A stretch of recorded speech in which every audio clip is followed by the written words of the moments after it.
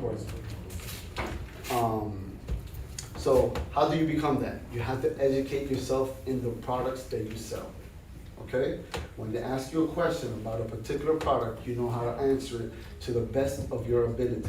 It's super important. That right there alone will close the deal. That right there alone. So you're coming smart, you're coming looking presentable, and you're knowing knowledge of what you're selling is what's important. If you have knowledge of what you're selling, what does that give you? Gives you confidence, okay? Confidence comes from knowing of what you're doing. You're being confident. You're knowing you're the man. You're knowing that you can apply this product. You're knowing that you can fix this person. You're knowing that you can fix that chair. Knowing that whatever it is, that comes with confidence, okay? Confidence is a big help in being an owner of a business. People respect that. People see that, they follow it, okay? Meaning your employees. I'm very strict with my employees.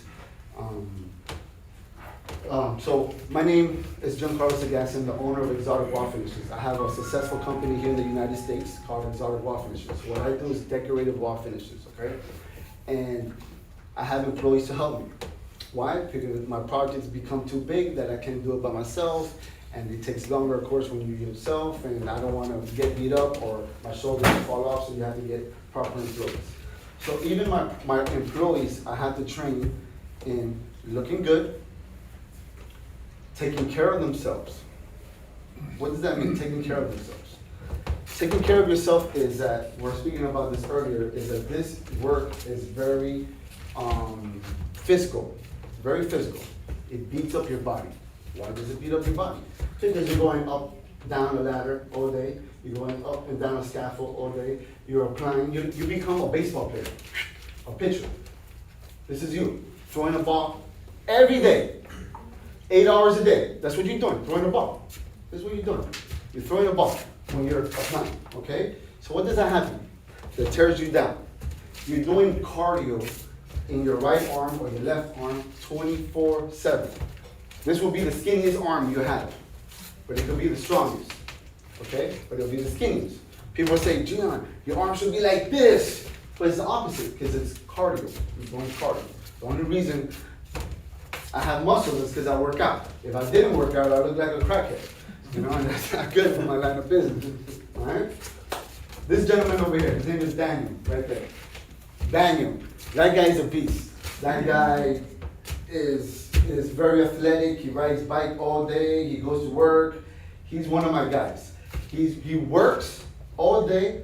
After he works, he goes does another project because he has his own company, and then he goes ride bike. What does that mean? That means that he takes care of himself very well. He's taking his proper vitamins, like me. I take my proper vitamins. If you guys are not taking vitamins, it's super important. Take your vitamins, okay?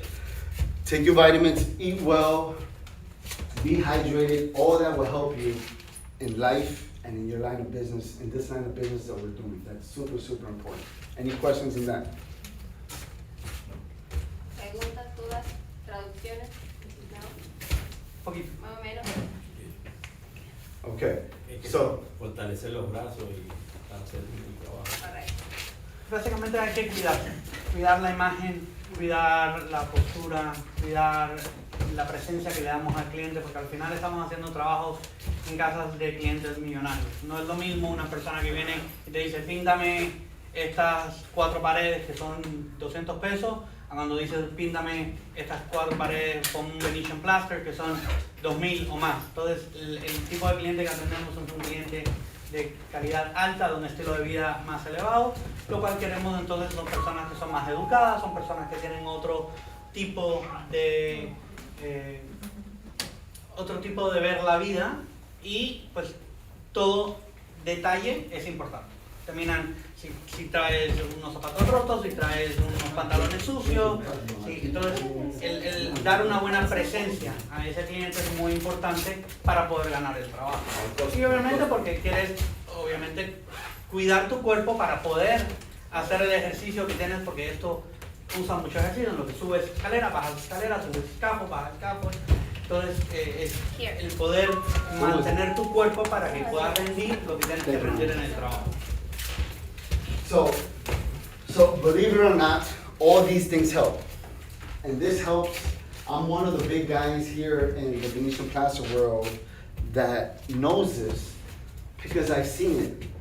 I've been doing this for so long. I see people coming in, buying materials that have, and I'm saying this with all respect. I'm not trying to disrespect anybody, okay? I see them coming in with a huge belly that they can't see their toes. I'm seeing them walk funny. Some of them cannot even raise their hand all the way up, okay? They can't raise their hand all the way up. So what do? I ask them, how come you, what happened to you? How come you can't raise your hand up? Why you walk like that? I ask them these things so it does not happen to me. Because they do what I do, but they're older than me. And I ask them, what did you do wrong in your life so it doesn't happen to me? Majority of the time, they don't eat well, they don't exercise, they don't get massages. When you're working out every day, when you're doing physical labor, you have to get massages because your muscle tones, your muscles starts cramping up, not cramping up, starts getting hard, right? So they need to be released. So if you have a problem from here, it could affect you up here. It just happens.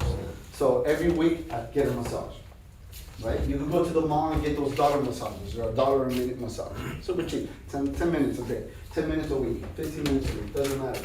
That helps. Exercising helps. Being very active helps. Being very, very active. This is only if you want to make it while you're getting older to continue what you're doing. You know what I mean? If you don't care, then don't. It's okay. It's fine. But it's super important. Even in general, even if you don't do this as a business, it's very important to take care of yourself. Why? Because I've seen a lot of people in my lifetime that does decorated plasters that end up pretty handicapped. And the last thing I want it to be for me is for that to happen to me. I don't want that to happen. I see all these older people, they have to do this for the rest of their lives. Why?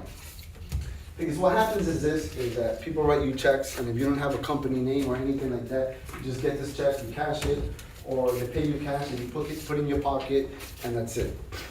It becomes a problem with that. I'm talking in a business sense, guys, in a business sense. It's super important that you try to get yourself a retirement plan or anything like that. So in the future, when you become a certain age, you could get money coming in without working. Okay? Even though you continue working, you get money coming in working. Why do I say that? I know a lot of people who are already 70 years old that did not do this, and they still have to go up on a ladder, on a scaffold, to get money to do it, to feed, to live. Why? Because they didn't plan themselves properly. Okay? They did not plan themselves properly. Why am I telling you this? It's because our line of business is that type of business. They give us checks, they give us cash, blah, blah, blah. So it's super important is that you get a type of retirement plan and you take money out monthly, weekly, and you put it into it, and that generates you money by stocks and all that other stuff. And I have accountants, I have all that. So basically, so by the age of me retiring in 65, I already have $2 million, and that's without me not even working. You know what I mean? So you have to think that way because you're gonna get older. And this is our career. This is our career. This is not our hobby that we just do this for fun. This is our career. It's how we feed our families, how I feed other families, meaning my employees, they're feeding their families. So I have to think ahead. I always have to think ahead of what's going on with my guys, with people around the industry. When I started this industry, I started it in 2003, and it was a dying industry. It was a dying industry. There was no videos of it. There was not many people doing it. Everybody was hush-hush about it, stuff like that. The problem was that we were selling products, and nobody wanted to buy these products because nobody knew what it was, right? Nobody knew what it was. So we had to start applying it in people's homes. We had to start making videos of it, how-to videos. I became the face of how-to videos of it. That's why you can see very old videos of me when I look like a crackhead. In 2003, you'll see videos in YouTube of me, of explaining how to do Venetian plaster. Why? To get recognized. Nobody was teaching it. Nobody wanted to teach it. Everybody kept it secret because they wanted it, all the money to themselves. Back in the days, in Miami, they used to bring Italians here The Italians used to cover up the wall with plastic so nobody could see them and apply them. That's the way it was back in the days. No bullshit. Now, when I came out, what did I do? Well, this is what happened. This is a true story right here. They gave me a VHS. And I look at this VHS. So I put on the VHS and I'm looking at the VHS and the first thing I look at is the master applicator. The master applicator looked like shit. He looked like a homeless guy that they took from the streets. His hair wasn't brushed. I swear, he had a shirt. He had a hole in his shirt. He had one of those Hanes shirts. Those Hanes undershirts that you put a nice shirt on top of it with a hole on it. This is the type of mentality, not business sense. Why? That VHS became somewhat popular, giving it to people, right? So everybody's looking at it. So right there, that particular person becomes somewhat famous as being a bum. You know what I mean? Whatever it was. So I'm looking at this VHS tape and I'm like, we gotta upgrade this tape. We gotta upgrade. I had a big meeting, we had to upgrade it, poor, lacking of education, lacking in showing how to present yourself, everything. So we did a new video and we made it very popular worldwide, and that's how everything started with making videos. Now, a lot of people disliked me because of the videos, because I was teaching a secret trick of how to do Venetian plaster. People did not like that. A lot of Italians did not like that. So it was a big wave, but somebody had to do it. You know, somebody had to do it. I did it, and then eventually people started seeing it, and now I see so many different people doing it, so many people representing in the world doing it, now doing how-to videos, representing my hashtag that I created, Sexy Walls, using crowds, doing all that. And at one point there was 0 people doing it, now there's multiple people doing it. I'm not saying I'm the guy who did all that, but I'm the guy who did all that. So now this business has been very respectful. A lot of people want to come learn how to do it, and it's been a very positive aspect in the marina world in that sense. You know, very, very good. So very happy about how this marina world has been doing it in the life. People are becoming very successful doing it, and that's all. I have people stopping doing the type of line of work they're doing just to do decorated wall finishes. Right? That's the title, decorated wall finishes. What do you do for a living? I do decorated wall finishes. Don't explain to them all this crap because then you just confuse them. I do decorated wall. That's your title. Okay? I do decorated wall finishes. Right? My name is blah blah blah. Master applicator of this and that. You know. So meaning, if you do painting, you do other things. I also do painting. I also do bathrooms renovations. I also do decorated wall finishes. Blah blah blah. That's our terminology that people understand. You don't understand Marino, Venetian plaster. A lot of people don't, because a lot of people don't know what it is. But then it becomes a nice conversation piece, and you can start talking to people about what it is. You know, that alone. And you'll have to be always prepared for it. We call that the 30 seconds elevator pitch. The 30 seconds elevator pitch. That's what we call that. What does that mean? You have 30 seconds to explain what you do to a new person that you just meet. How to have your 30 seconds pitch. And the 30 seconds pitch has to be likable, that the person will continue talking to you. You have to be prepared for that. And how did I become prepared for that? I do a lot of networking, okay, networking. I go to a lot of different networking events and stuff like that. And everybody talks to you. What is it that you do? And you don't want to bore them. So you have to have your 30 seconds pitch ready to go. Always. Of what you do, who you are, what's your company name, and basically what you do. And make it sound in a good, positive way. Who has a 30-second elevator pitch ready? Oh, you? You? Come on. Let's say it. Read it as 30 seconds elevator pitch. Why I'm asking you? I want to hear it to tell you if you're doing something right or you're doing something wrong. Let me hear it. All right. How you doing? My name is Jim Carlos Agasti. My name is Jim Carlos Agasti. Who are you and what do you do? My name is Chris Alejandro. I'm a Venetian plaster artist. I do decorative wall finishes from decorative concrete Grisello, we do Grisello, I have examples. Nobody knows I have- what that is. Grisello, nobody knows what that is. You're talking to a doctor. Hey, how you doing? You know, you're trying to sell me what you do. Right. But you did good in the beginning. Yeah. You don't have to explain each product Yeah. because I don't know what it is. It's Chinese to me. Yeah. Okay? Again. So then this is where I come out and I show them pictures of my work, samples, small samples, about maybe half this size. And, you know, You showing them pictures of samples? no, I show them samples. I bring the more popular samples, maybe 4 or 5. What do you mean? You're walking with these samples everywhere you go, in a restaurant, Yeah. out? You're walking around with samples everywhere you go. Is that what you're telling me? That's not, no. You see? No, it's not that. The elevator pitch is that wherever you are, if you're eating in a restaurant or you're walking into any place, you're ready to sell yourself. That's what it is. You know what I mean? That's what it is. Like right now, you don't have a sample in your pocket. No. You know what I mean? But you're trying to convince me Yeah.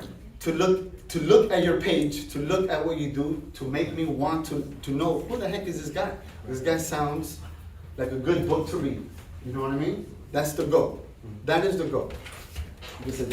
Thank you for your. All right. So meaning, you see, he wasn't prepared for his 30 seconds elevator speech. Daniel, come on. I know you're good. Come here. Come on, man. Come on. Claps for Daniel.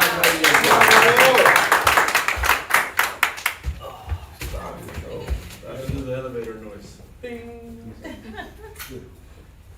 You're lucky you left. How you doing? My name is Jim Carlos Agassi. Who are you? What do you do? That's a good handshake, man. Firm. I really like this guy. My name is Daniel. I do decorative finishes, anywhere from cement finish to shiny Asian plaster. That's it? That's it. That's it. That opens up the conversation right there. Thank you. 30 seconds. 2.3 seconds. Una presentación muy sencilla, ¿no? Sí, 30 seconds. All right, guys. So I want you guys to work on that. Meaning, hello, my name is Jim Carlos Agassi. I do decorative wall finishes. Well, it's a particular plaster that we import from Italy, bring to the United States, and do it in a lot of high-end homes. It's a thin veneer of stone made out of limestone and marble. So you have basically a thin veneer of marble on your walls that we plaster it on. Very high-end. I do it in high-end homes, and you look like a type of person that looks like you needs it in your life. What is that? What do you mean? Thin veneer of marble. What is that? What are you talking about? I'm thinking marble is a big slab, boom, that you stick it on the wall. I'm like, it was at one time, but what happens is that a lot of people want marble all the way 30 feet high. People want marble in their ceilings. And what happens with marble? Marble is very heavy. And marble in the ceiling will start cracking, the glue, the mortar, and it'll fall and kill somebody. So they didn't want to put marble 30 feet high. They didn't want to put marble on ceilings, bathroom ceilings, and all that. Now, if you do see marble on ceilings, what it is what we call honeycomb marble. Okay, it's called honeycomb marble. What it is they grab the marble, they slice it in half, and they put honeycomb behind it, real honeycomb, right? That makes it thicker, right? So it's like centimeters of real marble, and the rest is honeycomb. So it makes it super lightweight that they can put it on ceilings and high walls. Super dope. It's fresh and it's very beautiful. But marble is your competition. Okay? I go to a fireplace, it's 30 feet high, 20 feet high, and they're thinking about putting this beautiful marble piece, boom, boom, boom, on it. And I ask them, and I speak to the designer or the homeowner, I'm like, how much is this marble piece gonna cost you? Oh, the marble alone is $20,000. Just the marble alone of the style one. Then installation is another $15,000, $20,000. That fireplace is costing them $40,000. I met people that spent $70,000 on their fireplace. No bullshit, $70,000 in their fireplace. That's where you come in. Boom! Guys, I can do that same decorative wall finishes. You measure it, dude. This is only a $4,000 fireplace. You know what I mean? I can do it for you in 2 days. You know? And you do it. And you tell them, you show them what you do, and they love that. You know? I've stolen a lot of marble jobs because of that, of my 30-second pitch. You know, it's super important. But how do you get this 30-second pitch is confidence. What becomes confidence? Knowledge. knowledge of what you're doing. So you have to have knowledge of what you're doing. You know, people see that. People see that. Smart people see that. But this is a teacher right here. She's a professional teacher. Okay? She's been teaching for many years. She knows if somebody's stupid or somebody's smart. She knows. Trust me, she knows. You know? She'll know as soon as she says hello to you. And how you say hello back. That's how they know. If she knows, other people know. Okay? So it's important that even your hello has to be nice. No more of this little kid, juvenile, ghetto, or low class stuff. You're becoming a different level of person because you want to change yourself, become a better person. You want to get better jobs, better different business deals. So to become a better person, to have better business deals and better projects, your mindset has to change. Has to change. I had to do it, and I had to do it by myself. Nobody taught me. I didn't have a exotic law finishes page to go to look at, to learn how to do things. I was a guy who had to learn all that shit. Nobody told me about none of that stuff that I just told you guys. You guys had an easy access to this from somebody like me explaining that to you. Nobody told me about none of this stuff. Nobody. Taking care of myself, reading books, nothing. All they wanted to do was see me fail. And I had to prove everybody wrong. You know, very, very important. I get for my mentality set. So guys, what we're doing here today is a beautiful presentation of how to use some of these Loggia products, okay? Loggia products is decorative plasters. They have decorative paints and decorative plasters, okay? They have line plasters. They have acrylic plasters, and they have natural plasters, okay? Everything is imported from Italy, okay? There's a beautiful company in Rome called Loggia. I know the family, very, very nice people, very positive people, and they have great products. Amazing products. Gorgeous products. So, to be able to use these good products, you have to be knowledgeable of how to do it. You know what I mean? So, how do you become knowledgeable of how to do it? You take classes, you look at videos, do hands-on training, and you read up on them. It's very, very important. If you're a plasterer or a painter, I want to upgrade your skill, and you're already working in the field of doing things, then this is one of the best ways of doing it. Upgrading it to decorative plasters is super, super important. And there's so many, it's unlimited to the things you do with one particular plaster. Let's say the shiny Venetian plaster. I could do, no bullshit, like 30 different finishes with that. 30 different textures, 30 different looks of it, variations, thousands of color tones on it, different things.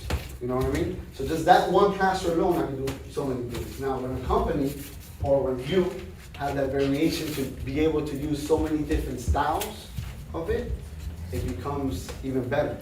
But what happens? You don't know how to do every different style. You don't.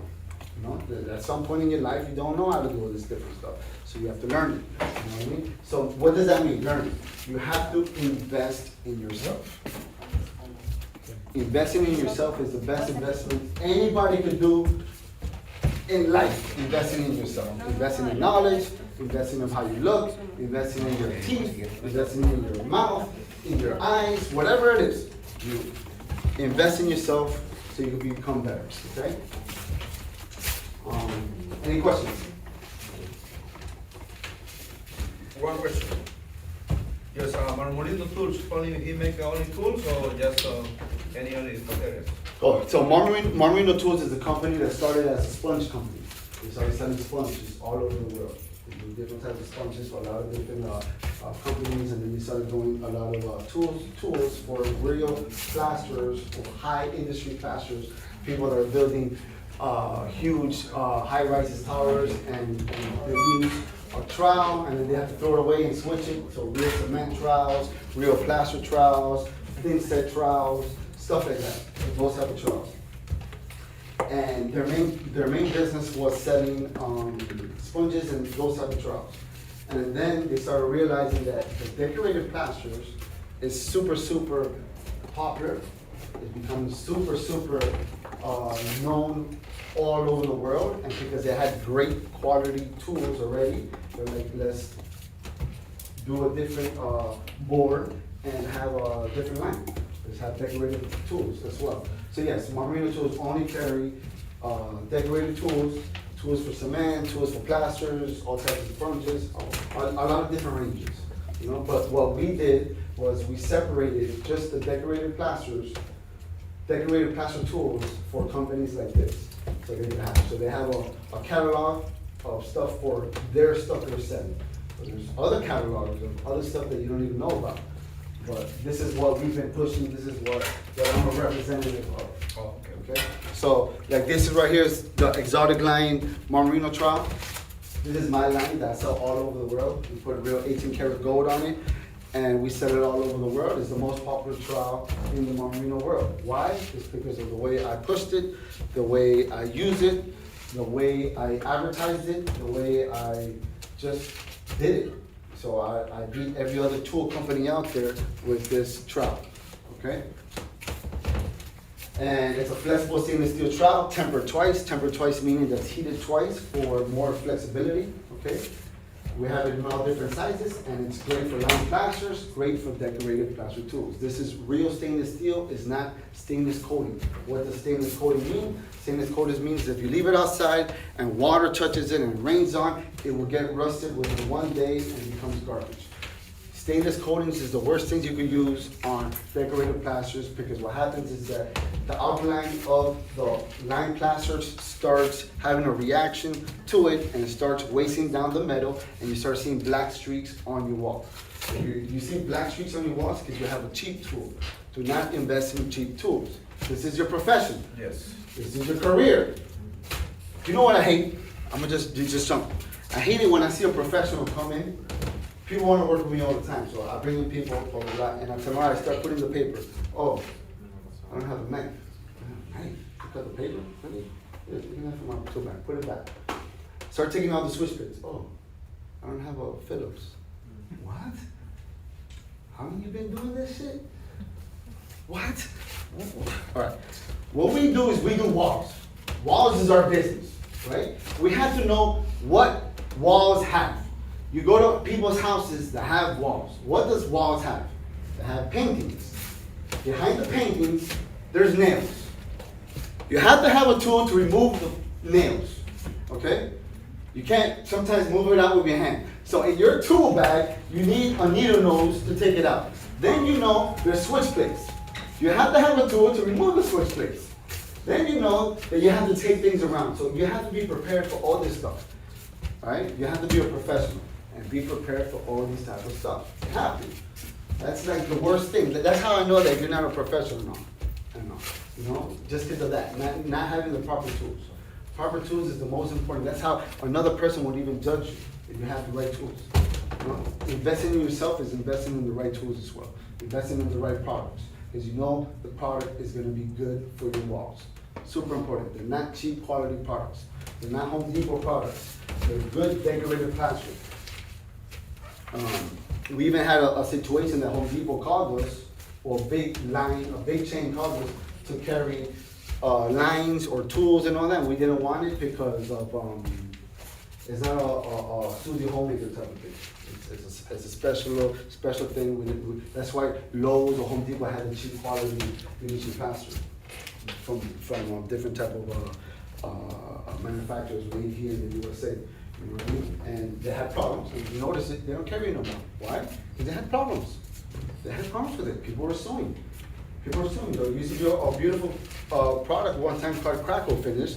They used to crack on the walls, right? And you can see the veins underneath. Everybody started suing. Why? Because it didn't crack the way it was supposed to. It cracks when it wants to. It cracks more here than it cracks there. Or at times it doesn't crack at all. So what happens when it doesn't crack at all?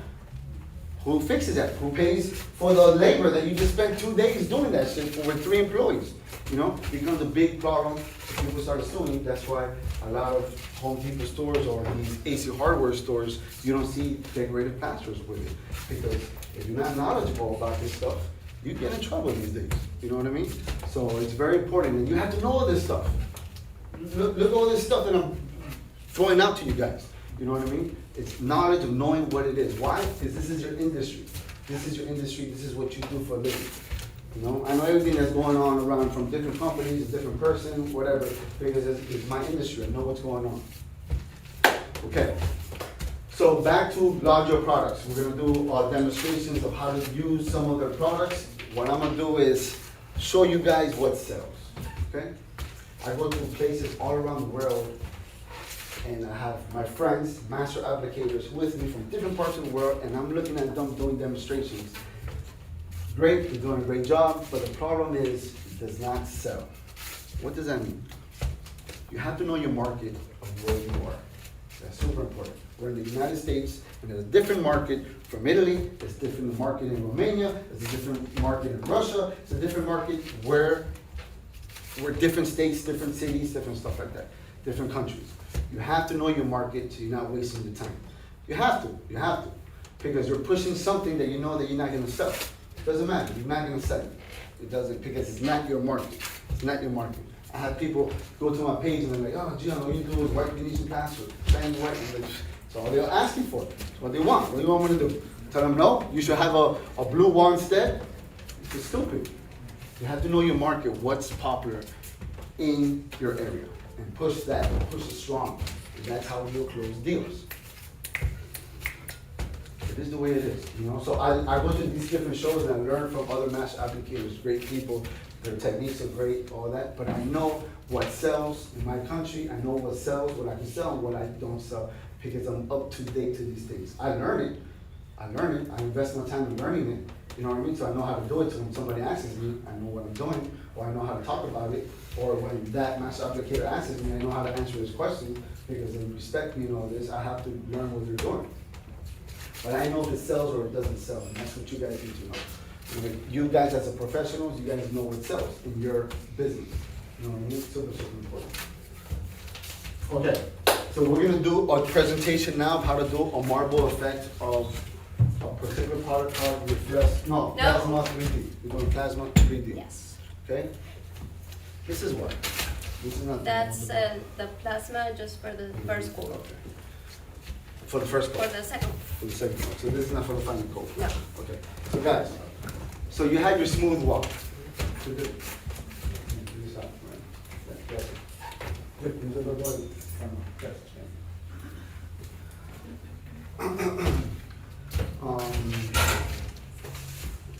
All right, so one of the most important things about doing these decorative plasters on people's walls is preparation of the wall. Your substrate is the most important thing. What does that mean, substrate? Your foundation is the most important. Before they built this building right here, they had to fix the foundation to make it perfectly level so this doesn't crack or there's no bump on here. Their foundation had to be perfect. How did they fix this foundation? They throw away all this crap, they take out all these trees and they level it out with a lot of sand. A lot of sand. They bring trucks of sand, they put sands, they push down the sand so the sand's all smooth, and then they build on top of that cement, whatever, blah, blah, blah. But it's a preparation of how to make this smooth. Same thing with walls. Before we put a nice decorative plaster on it, we have to have it nice and smooth. The boards that you show your clients, the boards that you show your clients, hey, this is what I do for a living, this is what you have. If you notice it, it becomes in a smooth sand. What does that mean? My foundation, my substrate was smooth. Right? You go to somebody's house and they have knockdown, orange peel. That foundation is not the way your sample was that you just showed the client.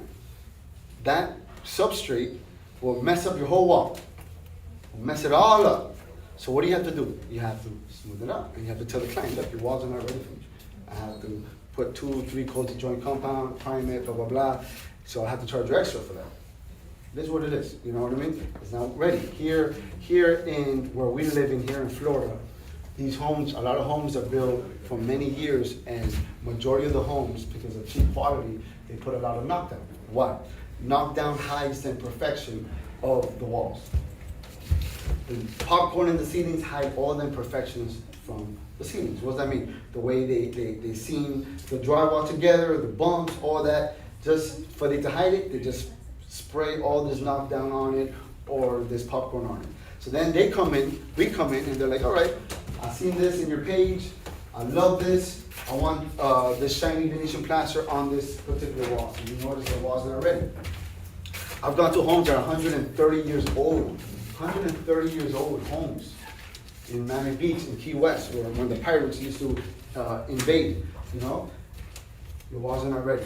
I have to smooth it out. Some walls are so bad that I tell the contractor, put new drywall on top of that shit. Because it's bad. Like, you can't even fix that. And you can't even break that down because like it's bad. So it's better to just put drywall right on top of it. You have to level it all out. The beams, you put drywall on top of it. A lot of professional contractors know what I'm talking about here. If it could be smoothed out, if it could be knocked down like popcorn, smooth it out, then they put joint compound, prime it, and then we do Venetian on that. There's some effects that are so bad that you can't do nothing with it. You know what I mean? Like, sometimes I tell them, look, I can't even do nothing to your wall. It's like I can't. It's bad. It's bad. These Coconut Grove projects, they're old houses. They have these ugly ass textures in their houses, and they're rich homes. They're $2-point-something million homes, and they think it's ugly too. So they're trying to be cheap in upgrading their homes. And how do you upgrade your home if you have bad walls? You have to redo your walls, right? But then they don't want to spend. You're already charging whatever you're charging for the Venetian plaster. Then they have to pay to fix your walls. So they complain. So they're like, oh, what can you do on top of that? On top of an ugly texture. There's a line paint, metallic plasters. You go right on top of that. How's it gonna look? It might look like shit because of your texture. We just put in a beautiful metallic plaster on top of it. That will make it look nice. But if you want it more modern, you would have to smooth it out. You know what I mean? You put drywall, or we could start scraping all that. And here's a number of a good drywaller guy. His name is Daniel. You can use him. Fix all your walls. This is too much for me. You know, it is what it is. You know, but it happens. Why? Why am I telling you this? Because here in Florida, there's a lot of it. It's a lot of it. It's all of it. Look at that. It's all of it. You guys know. If you guys don't know what I'm talking about, then you guys haven't been doing this for such a long time. But there's a lot of Even bigger new walls. construction. Huh? Even on new construction. Even new construction. Look, these walls are not ready. These walls have the bad orange peel from the roller of them rolling paint on it. They have a lot of dots. So if I put a shiny Venetian plaster, compress it, burnish it, all those dots are going to pop through. It could be black dots. So I would have to put probably a coat of compound, at least 2 coats of it. Me knowing as a professional what I need to do. Some people don't care. Some people just do it and ask for their money. And then it's the quality of work, quality of your company, stuff like that. So, and the Bible says, your name is finer than fine oil. Your name is finer than fine oil. Why fine oil? Fine oil back in the days was the richest thing you could have. That's what made you money. Not gold at that time, was oil. It says your name is finer than fine oil. Your company name, who you are as a person, is finer than anything there is. You know what I mean? That's the quality of a person that you have to be. You know what I mean? If you mess up that name, it's a bad reputation. It's a bad reputation for you, for your company, stuff like that. And that's not good. So even the name of your company, of your name from a person to your company has to be good. And you have to keep making sure that's good. You know what I mean? Even if you know that in a particular business you already lost money on it, you finish it, you finish the project just to get out of there, but your name stays well. It is what it is. You know? All right. So we're gonna do an application called Plasma 3D. Plasma 3D is actually is a synthetic product that you could do any type of style or colors and sand it down and become super, super duper shiny. This is a lot of products that you can use, that people you see online now, that you see the marbleized look and all that. That's what this is, okay? Plasma 3D. So this is my smooth wall. I'm gonna do a first coat. This is really a first coat already. I'm gonna do a second coat, but let's pretend it's a first coat. No, el negro. El negro. So guys, couple things. First, I know he's very excited about everything he said. He has too many years experience and it's good to get all the information, but unfortunately we do have people that unfortunately don't understand 100%. So I'm gonna be sometimes interrupting to try to say it in Spanish and people understand, okay? So básicamente lo que estamos haciendo acá es enseñándolos, basados en nuestras experiencias como empresa, cómo se deben hacer las presentaciones, cómo se deben hacer los materiales, cómo deben estar las paredes. ¿Por qué? Porque no solo queremos que salgan allá afuera y usen el producto, sino usar el producto con la calidad, con el respeto que se merece el producto, con el respeto que se merecen ustedes para poder crecer como empresa. Sé que muchos de ustedes son profesionales que están en el mercado, que saben cómo hacerlo, pero siempre es bueno refrescar la memoria, escuchar lo que están hablando y atender. Entonces, las preparaciones de las paredes siempre tienen que estar 100% bien hechas. Nunca instalar sobre una pared que esté en malas condiciones. Si ves que las paredes están en malas condiciones, decíselo al cliente, mira, esto hay que repararlo, te va a costar extra, pero ofreces un servicio de calidad. No es lo mismo vender un producto que ofrecer calidad y un buen servicio, porque después al final de todo, ese es el cliente que te va a recomendar, que te va a traer a otros clientes. Entonces tu primera presencia es importante, tu trabajo es importante. Entonces básicamente lo que estamos explicando es esos procesos. Qué tan importante es cómo tú te presentes, qué tan importante es el trabajo que tú hagas. Y aquí lo que queremos es ser honesto con los clientes y poder ofrecer un buen servicio y una buena presencia y hacer que la comunidad del Venetian Plaster crezca con respeto, que la gente nos reconozca allá afuera como que este es el producto que yo quiero, esta es la marca que yo quiero, esta es la empresa con la que yo quiero trabajar. Entonces, eso es muy importante. Es básicamente lo que estamos hablando acá, y sé que todos somos profesionales en la industria, algunos estamos empezando, otros llevan muchos años, pero siempre es bueno refrescarlo y escucharlo, porque a veces con el día a día nos envolvemos en una situación y decimos, bueno, vamos adelante, pero perdemos ciertos detallitos de qué herramientas tenemos que llevar a los sitios de trabajo para estar preparados. Sabemos que estamos haciendo una pared, tenemos que quitar el tomacorriente, sabes que tienes que tener un destornillador, quieres quitar si hay espejos, si hay cuadros, tienes que tener la herramienta para poder quitarlo correctamente. Entonces, eso, estar preparado, pensar siempre qué vamos a llevar a los sitios de trabajo, que las herramientas se vean limpias, que todo esté... Adelante. Quiero pronto añadir eso porque es muy importante. Nosotros estamos en medio de esto. Hace 20 años el Venetian Plaster aquí en Miami estaba en un auge grandísimo. Uno podía cobrar 30, 40, 50 dólares el pie cuadrado y resulta que vino en caída, ¿sí? Entonces lo que se intenta hacer, y es lo que puedo captar, es que se levante esto de la manera correcta y con el profesionalismo que se merece. Ahora, el producto que nosotros presentamos realmente debe ser de la misma calidad, que en otro lado se ha presentado, pero esto realmente es el auge que nosotros le presentemos de entrada, con el profesionalismo que se merece esto. De eso depende de que esa industria crezca, y solamente se puede hacer si todos realmente estamos a una sola voz, porque si nosotros yo voy a hacer una presentación y le estoy dando el valor que realmente esto merece, pero si otro de ustedes o yo vamos y hacemos la misma presentación con un precio más bajo, con un profesionalismo muy cálido, entonces esto va a haber un desbalance. Y eso, desafortunadamente, nosotros que estamos en esto, ha sido el común denominador de que todo venga en declive. Entonces, no podemos competir con nosotros mismos por ganar por decir algo, un cliente, y ese mismo cliente se reparte y resulta que el de allá está cobrando lo que es. Si esto no lo presentamos de la manera que se merece, entonces esto va a quedar en veremos. Sí. Eso es lo que quería aportar. Qué bueno que aportas. Qué bueno que aportas eso en este comentario, porque justamente ahorita lo estaba pensando. Sí, el Venetian Plaster, el original Venetian Plaster, que casi todo el mundo tenemos, en los años 80 era muy común. Era muy común en Miami. Todo el mundo quería tener una pared, un baño, algo de Venetian Plaster. Y en los 90 se empezó a declinar, y en los 2000 casi que desapareció. Solo un high-end muy específico que conoce del producto se empezó a quedar con el producto y seguirlo utilizando. Hoy, gracias a la tecnología, gracias a los diferentes productos que se han podido derivar de ese original Venetian Plaster, podemos ofrecerle una diversa área y diversa finish en las paredes a los clientes. Entonces, eso nos va a dar la posibilidad de dar un mejor servicio y personalizar un poco más a lo que el cliente está pidiendo, lo que el cliente quiere en su casa.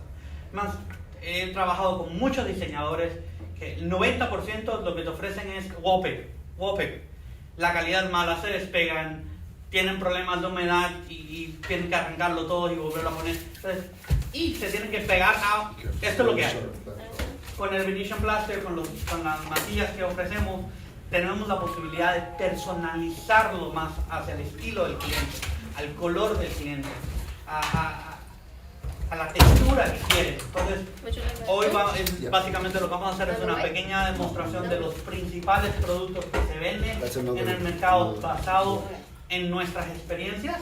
Obviamente cada uno puede trabajar con un diseñador o con un cliente en específico que te va a pedir otra cosa, sobre todo en Miami.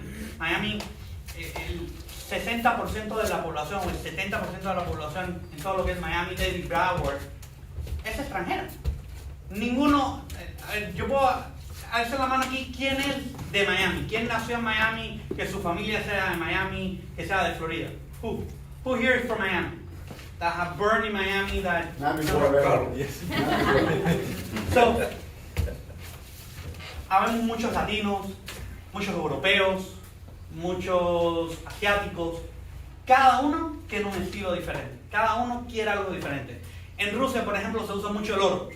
Los terminados de oros y súper elaborados. En Arabia se usan mucho las texturas con colores exóticos. En Sudáfrica se usan mucho colores neutros y colores llamativos. La mezcla entre los dos. Entonces, eso es lo bueno que tenemos nosotros, que podemos ofrecerle con nuestras plasters a los clientes lo que ellos quieren.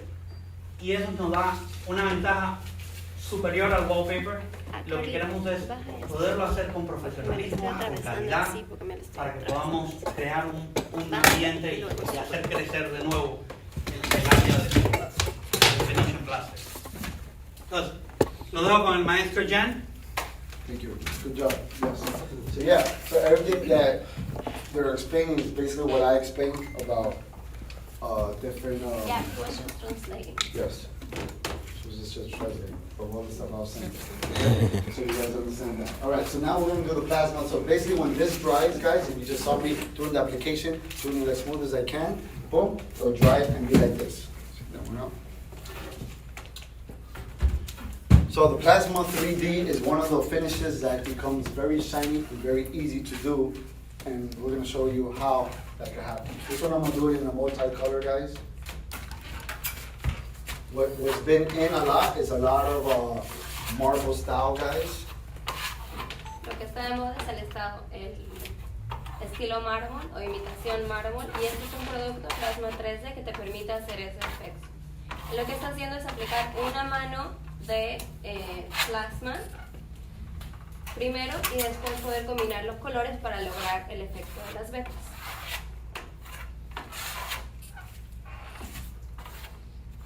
So, lo que necesitas es 2 capas primarias de producto y después en la tercera capa empiezas a hacer la imitación de las vetas. Procuren tener una superficie húmeda para que la llana pueda resbalar. También es importante siempre trabajar con las herramientas limpias. Este tipo de producto, igual que el clásico Venetian Plaster, mientras más limpias están las herramientas, mejor te permite trabajar, porque no te crea distorsión, no te raya la pintura. So what I'm Esta es doing una now pintura un plaster muy fino. is mixing some blue with the black, guys, just for you to know. Mixing the colors is super, super crucial in these type of effects, guys. So you can do a living look.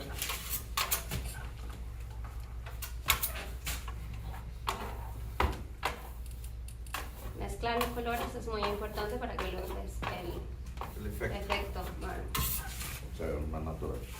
Yes. And this is a beautiful two-tone color, black and this cobalt blue, electrical blue that I do.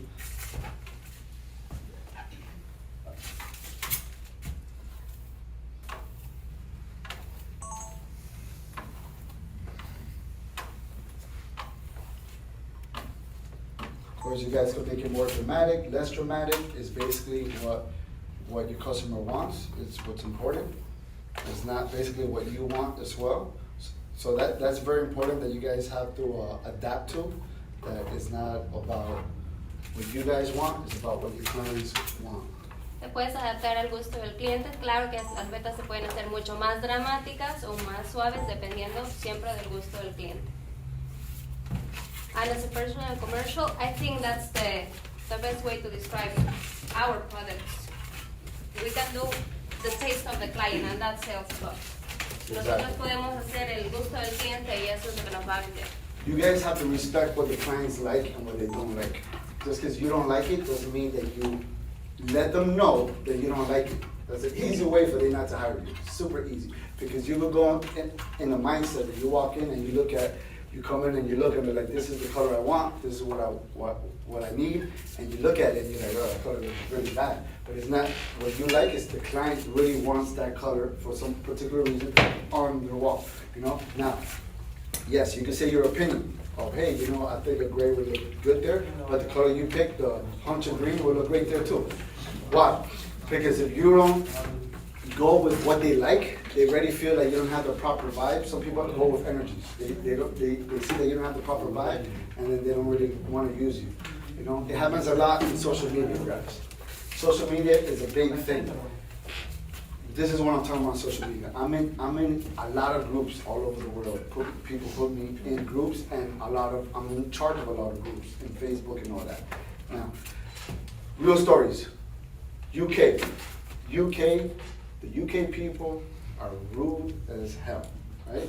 United Kingdom people, rude as hell. They're very blunt in the things they say. We posted,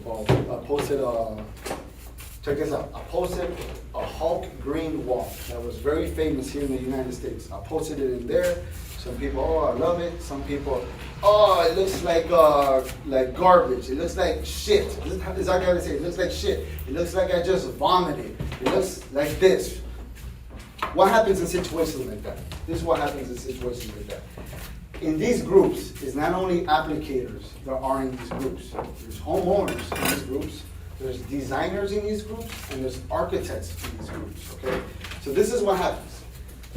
A homeowner that actually lived in that city, right? In a city of, let's pretend, Chicago, sees it, right?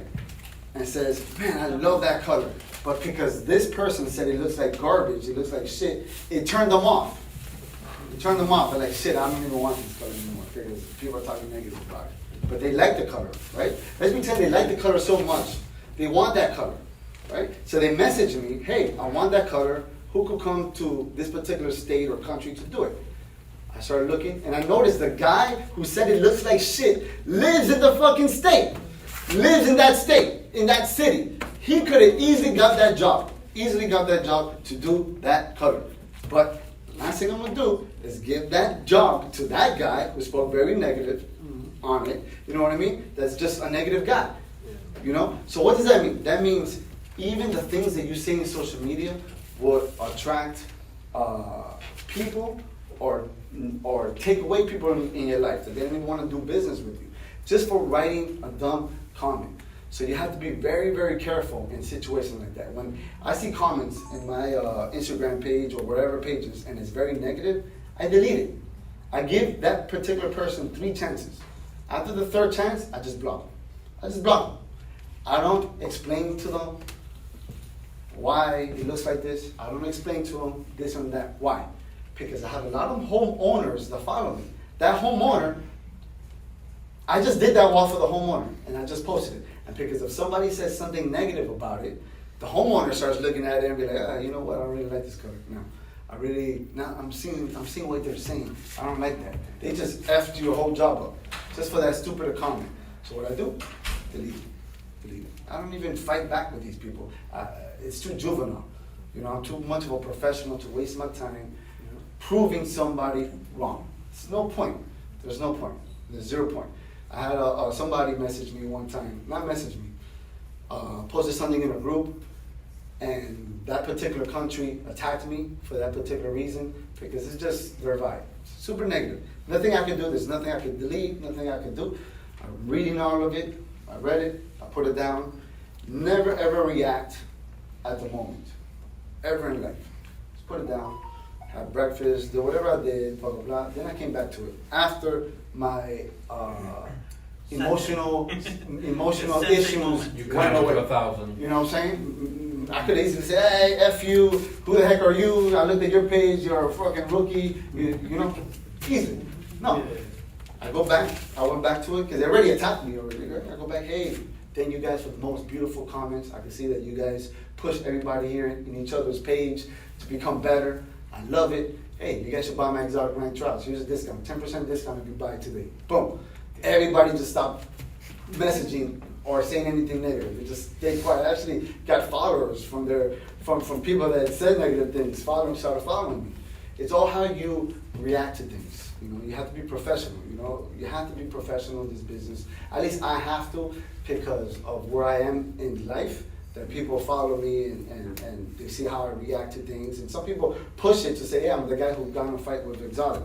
So I even have to be careful with those people. You know what I mean? Just not to even waste my time with this juvenile little kid situations, you know, personally.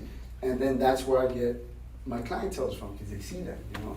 And I would love, and that's what I push everybody to do. Social media, remember, this was a dying industry, and what made it more popular was social media has made it popular. So people are looking at these things, people are writing comments on these things, so you have to be aware of these things. You know what I mean? Okay, so basically, I just, you want to say something? I was gonna Go translate ahead, it. go ahead. But before No, you go do ahead. that, while I'm doing this, you can translate. What I'm gonna do now is I put this plaster on it, I'm gonna come back and compress it a little bit before I start sending it. Go ahead. So, básicamente, lo que acaba de decir Jan es muy importante el profesionalismo. Sobre todo hoy en día se está dando mucho en las redes sociales, las personas que están criticando y que están dando malos comentarios, no reaccionar directamente a esas personas.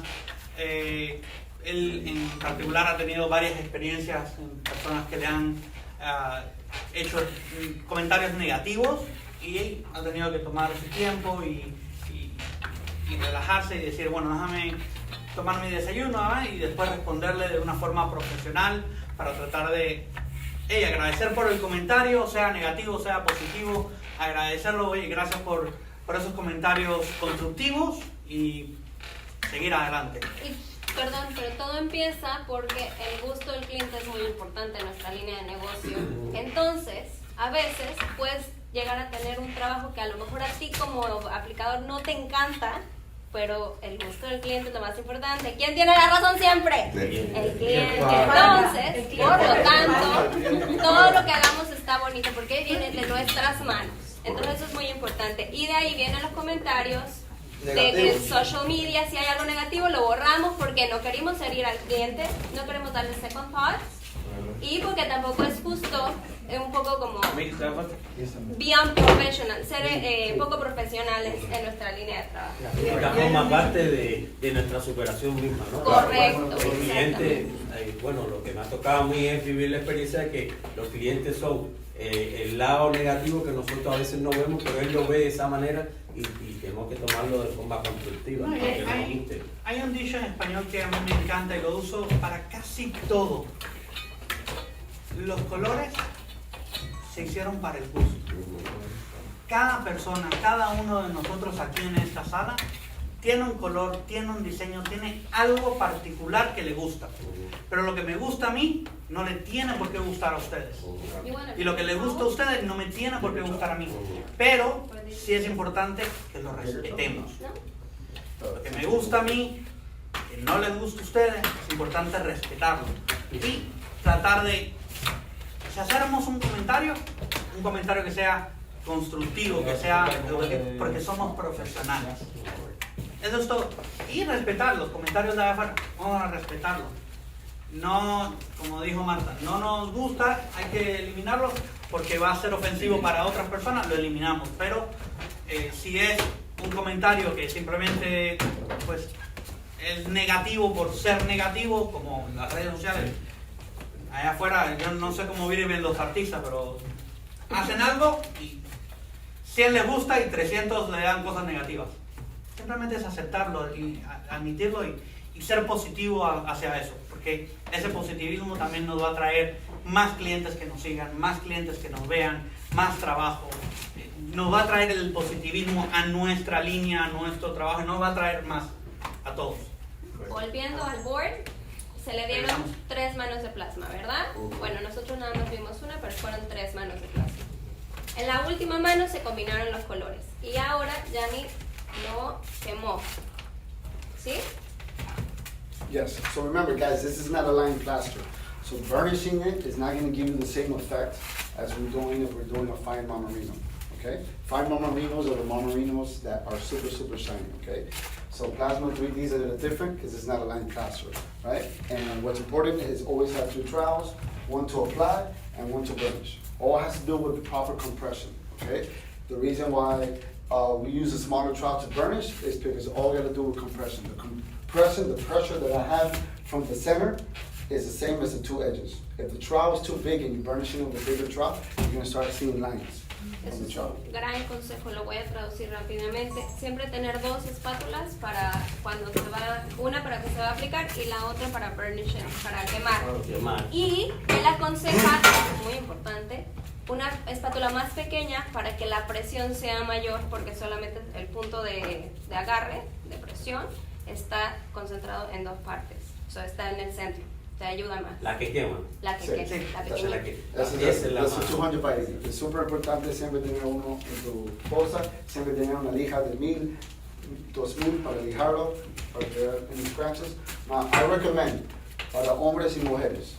Para las mujeres, siempre para tener el mediano, the medium size trowel, el mediano. Why? It all has to do with the pressure on the wrist. The larger the trowel is, the more pressure you put on your wrist to compress the product. You gotta compress it. So what happens it's happening because I'm an instructor, is stuff that I learned from people, is that a lot of women have problems with compressing. You know, because you have to use muscle, you have to compress it. So what happens is that with a smaller trowel, you put less effort on your wrist and you don't injure yourself.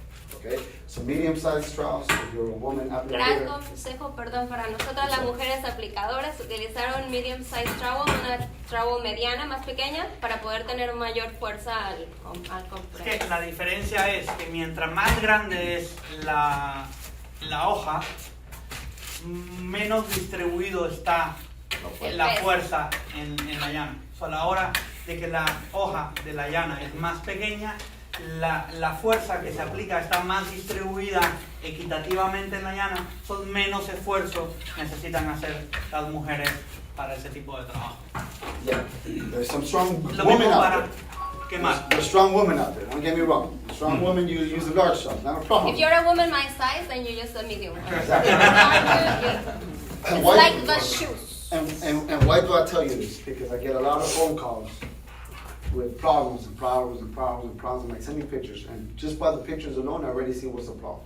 And it could be something that minor that could ruin your whole job. Just that minor. Just having the wrong tool, wrong size of a tool, wrong anything. That minor could ruin your whole job. And to have flexible stainless steel tools, remember, the more you use this trowel, the thinner the edge gets. So it gets more sharp, right? So what happens? It becomes very sensitive. I mean, beep, beep, falls on the floor, you could nick it like this, right? So you always have to have sandpaper, fine sandpaper on you so you can fix these nicks or have 2 trowels. I always have 2 trowels in my bag. One, in case something happens to it, because if something happens to it, I can't stop. I'm doing a big walk, I continue with my next trowel, boom. So when I go home, I wash them, I sand them, I take care of them. Remember, this is what makes you your money. Sí, bueno, es muy importante tener cuidado las herramientas, entonces entre más la usas, más delgada se va a poner el borde y se puede chipear, se puede cortar. Entonces es importante siempre tener sanding paper para poder un poco reparar la tool o una extra en la bolsa para poderla reemplazar. ¿Okay? La lija de 1000 o 2000, que es la fina. 2000. Exacto. Sí. Que es la fina para que no Exacto. deje ningún tipo de Exacto, eso que- rayaduras ni nada y ya se ve el detalle del alisado y la quemadura. Exacto. So, ¿qué pasa es, si usamos una lija más fuerte, Raya. 200, 300, Araña. Queda rough. tiene mucho arena Eh, y raya todo tu espátula. So necesitas comenzarlo de otra vez. You know what I mean? I just said, like, if you use fine sandpaper, you don't want to use rough sandpaper because the rough sandpaper will scratch your truck. You know what I mean? And this is how you make your money. Without the wrong this, your whole job looks like crap. Doesn't matter if you get a good plaster. If you don't have the right this, you ruin it. Well, if you give me a spoon, I could still do it. But of course, it'd be way better to have that. So, guys, with this particular product, after you apply it and you do the design that you want, you compress it, you burnish it, so the plaster stays stiff, doesn't move around, you're compressing it, so it's basically not any loose product, not any thick product, because you come back and you compress it for that particular purpose, right?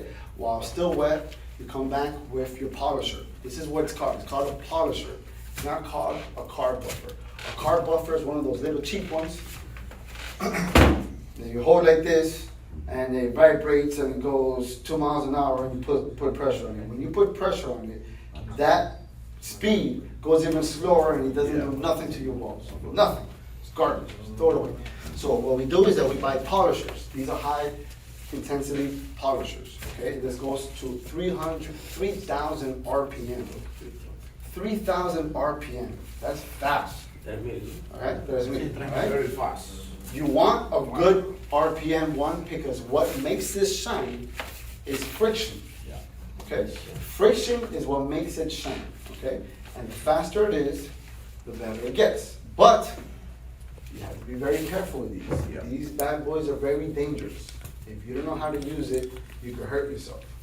Realistically, okay? Safety first. Safety's first. These are heavy.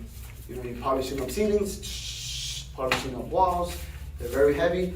Thus, this is why I teach. You guys have to be strong. You have to be physical. You have to be ready for these things all the time. You have to. I had a situation with these. I'm gonna tell you the story. It's a funny story.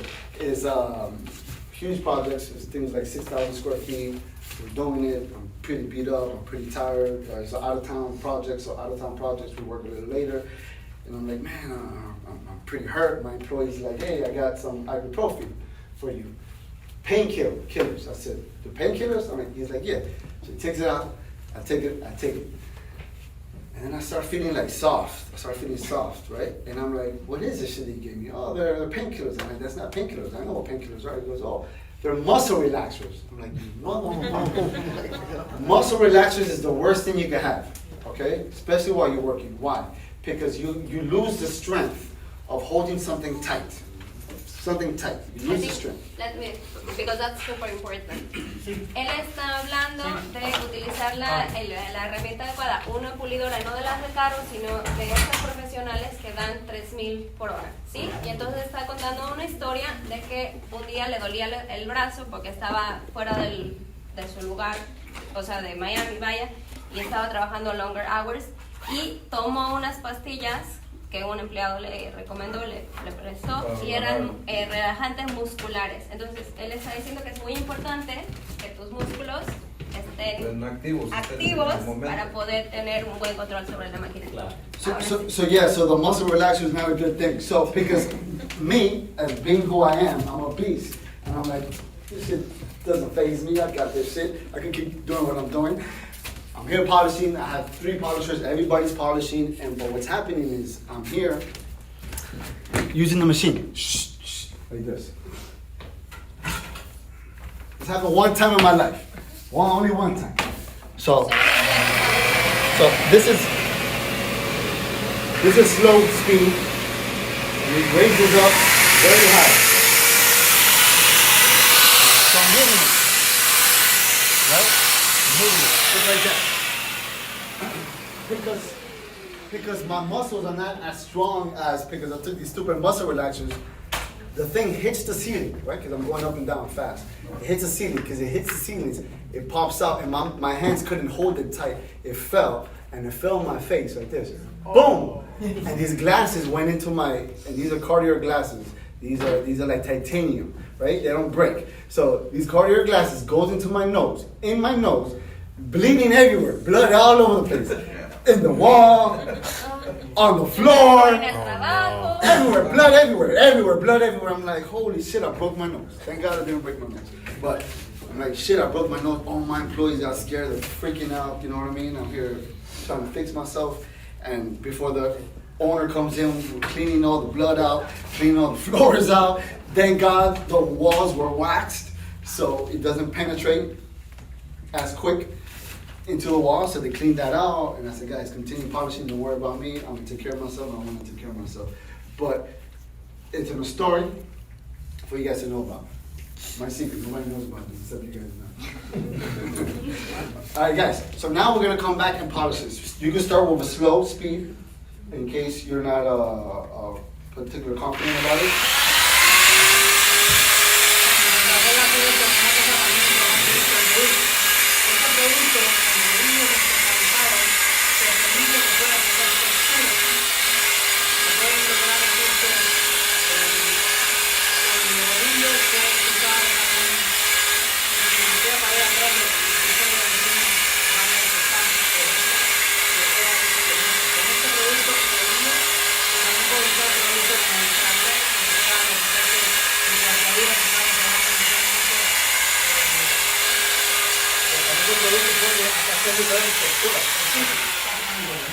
Con el mismo producto. Lo puedes hacer el efecto ese, o puedes, déjame traer los ejemplos para que vean. O pueden hacer imitación en madera, con textura, sin textura.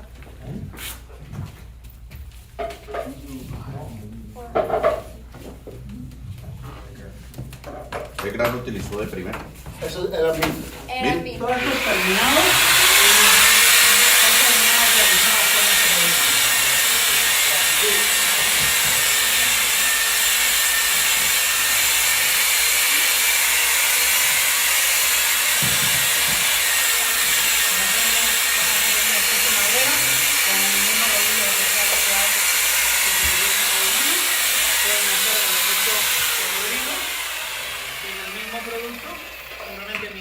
Mojado, le pasamos el rodillo y puede hacer de un color, puede hacer de dos colores, pueden tocarlo si quieren pasarlo.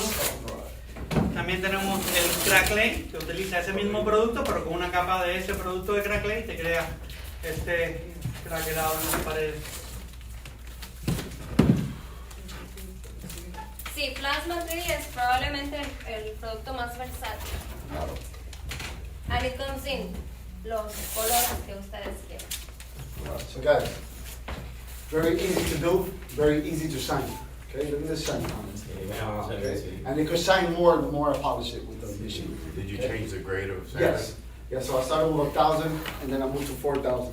1,000? Yeah. 4,000. Yeah, normally from 1,000, 2,000, 3,000, and then the 4,000 starts fixing any little scratches that you add to it, stuff like that, okay? Super important, but the goal is how easy it is to make it shine. This is what I'm trying to show you guys. How easy it is to make it shine. I didn't sweat, I didn't do anything, we didn't compress it the way we normally compress, the way we compress, but it's the product, it's a different type of product. And this, having the right machine will give you this, okay? Super, super important, guys, of how easy it is. Esa no lleva cera. to make it shine. Ese sí lleva cera, sí. Todos los productos se tienen que proteger con cera. Pero para que tenga mayor durabilidad y mayor Exactamente. protección. Pero así mismo ya tiene una buena terminación. Así mismo. Exactly. See, so la cera, the waxes are used to protect particular products. Now, we normally push waxes and sealers for lime plasters because that protects it. Why we have to seal lime plasters? Because it's a stone product and it likes to absorb. It's like a stone on the wall, it likes to absorb. These right here are synthetic products that don't really need it, but it protects it and it makes it even more shinier than it is. Una manera más que dure más y lo proteja, ¿no? Exactamente. Pero también la cera dice que hay diversas, ¿no? No todas se utilizan porque Sí. hay magnesia, magnesia. Hay diferentes ceras para diferentes cosas. Eso porque necesito preguntar a los profesionales qué producto estás usando, qué cera necesito para ese producto. Sí. Y te damos el cera para ese producto. So every product has different waxes. So you will ask one of the professionals who sells the products, I'm using this product, what wax do I need for this particular finish? Boom. Something like that. And then there's even ways that you could ruin, if you don't know how to apply wax, you could ruin your whole job because of wax. So you even know how to apply wax. I remember my old boss told me, I can hire any monkey to do wax. And you actually can't. I learned that you cannot hire anybody just to do wax. So wax is one of the most crucial parts because it's one of the last phases. Your job is done already. Imagine you messed that up and you all screwed up. You know what I mean?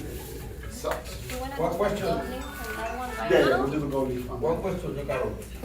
Este proceso que hiciste, ¿qué lo recomiendas hacer cuando esté seco o mojado el producto? Cuando está ya 80% seco. 80%. You have to do it for results. En el mismo momento que empiezas a quemar, después de que quemas ya puedes, Ok. pero tú sabes que cuando empiezas a quemar no está completamente seco el producto. Okay. Tú puedes esperar que está seco. Vamos a decir, te vas a la casa y regresas el próximo día, que esa fricción te ayuda a brillarlo, pero no te va a brillar igual. Ok. O sea, lo va a brillar, sí, porque es pero no- sintético el producto, pero no te lo va a brillar igual. Well, so if you wait another day, Yeah, it's not gonna be It's that gonna- same. it's not gonna be the same. Ese es un proceso de un día.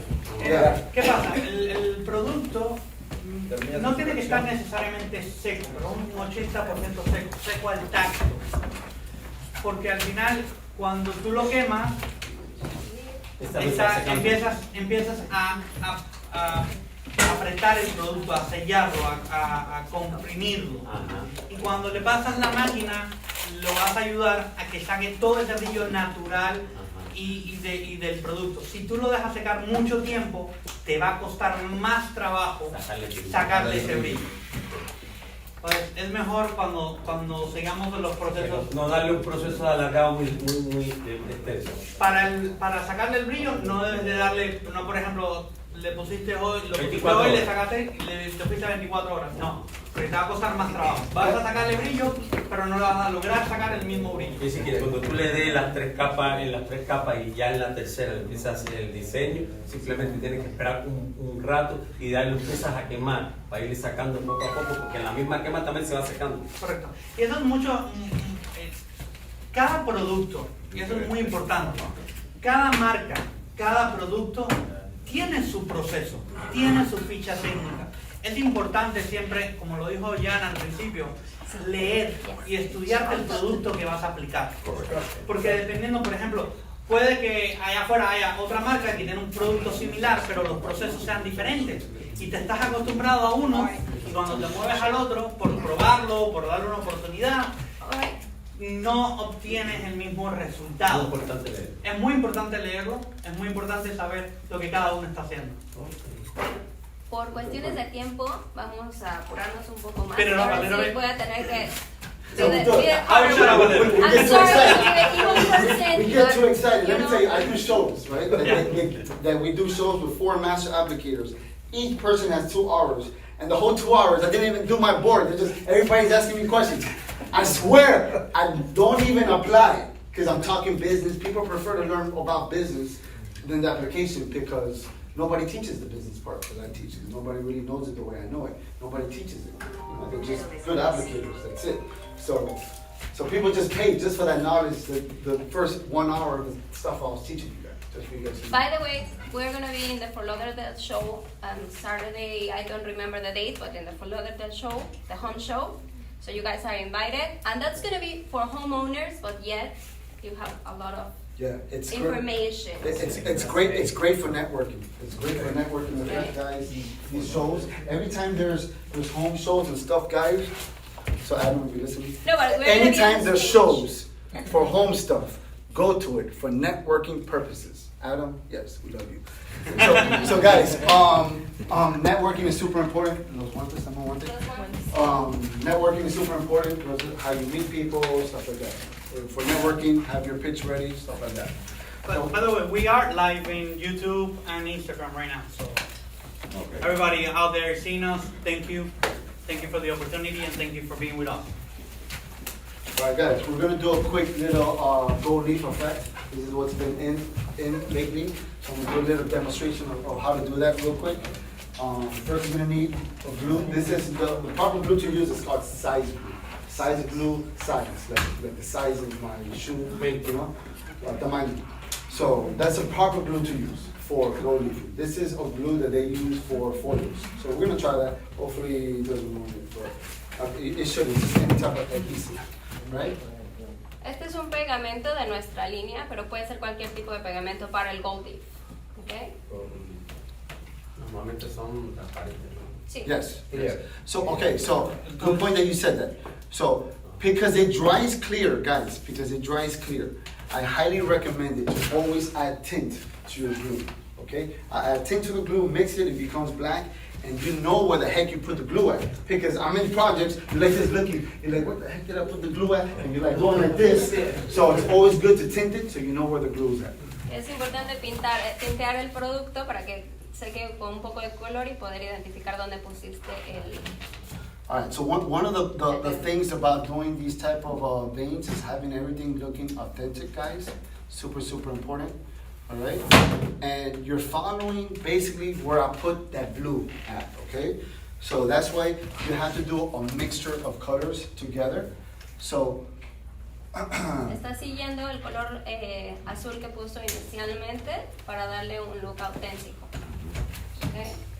Si vemos, está utilizando un pincel muy fino para seguir su trazo. Volvemos a lo mismo, depende del gusto del cliente. Si el cliente quiere mucho gold, poco gold, etc. Pero lo importante es que se trate de ver natural. Al final lo que estamos haciendo con este tipo de producto es un terminado parecido a un mármol, a una carcata, a una piedra exótica. So, queremos que el parecido sea lo más natural posible.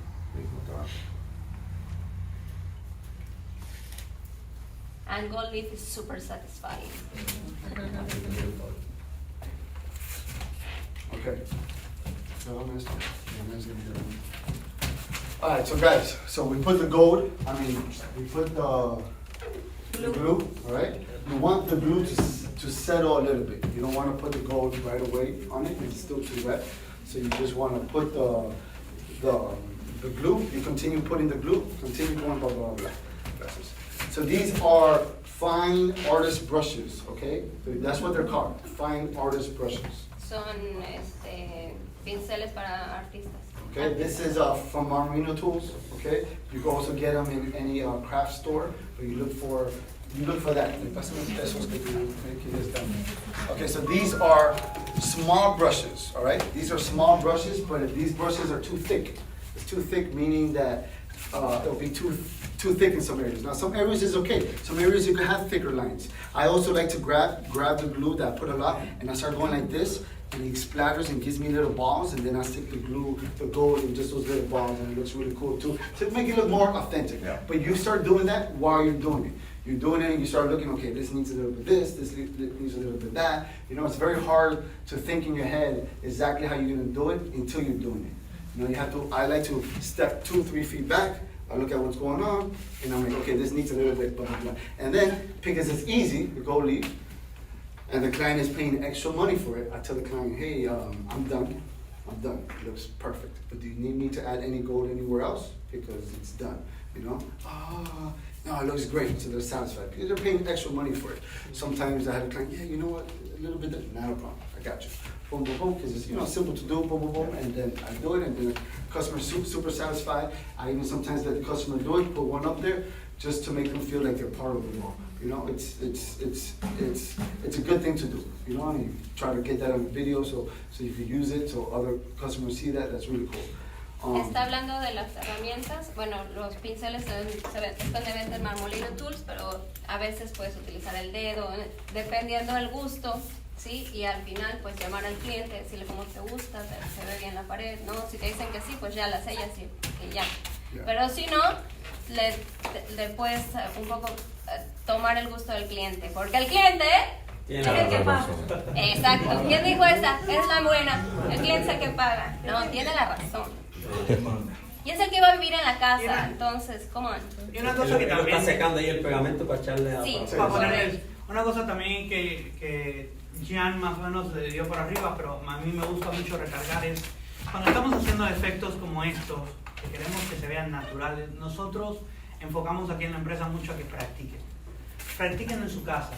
Si no tienen un taller donde lo puedan hacer, vengan con nosotros, lo practicamos aquí junto. A cada rato nosotros estamos probando nuevas técnicas, haciendo nuevas líneas, haciendo nuevos samples para clientes, para proyectos y cosas. Pueden practicar con nosotros porque en la práctica, en saber cómo hacer las líneas, en tomar esas herramientas correctas y poder jugar con ellas, es cuando ustedes van a encontrar el punto de que yo me siento cómodo con esta herramienta, yo me siento cómodo haciéndolo así, de esta forma, y es cuando perfeccionas esa técnica. So guys, just for you guys to know, there's a lot of different Venetian plaster companies out there. Every company has their own style of Venetian plaster, great products, stuff like that.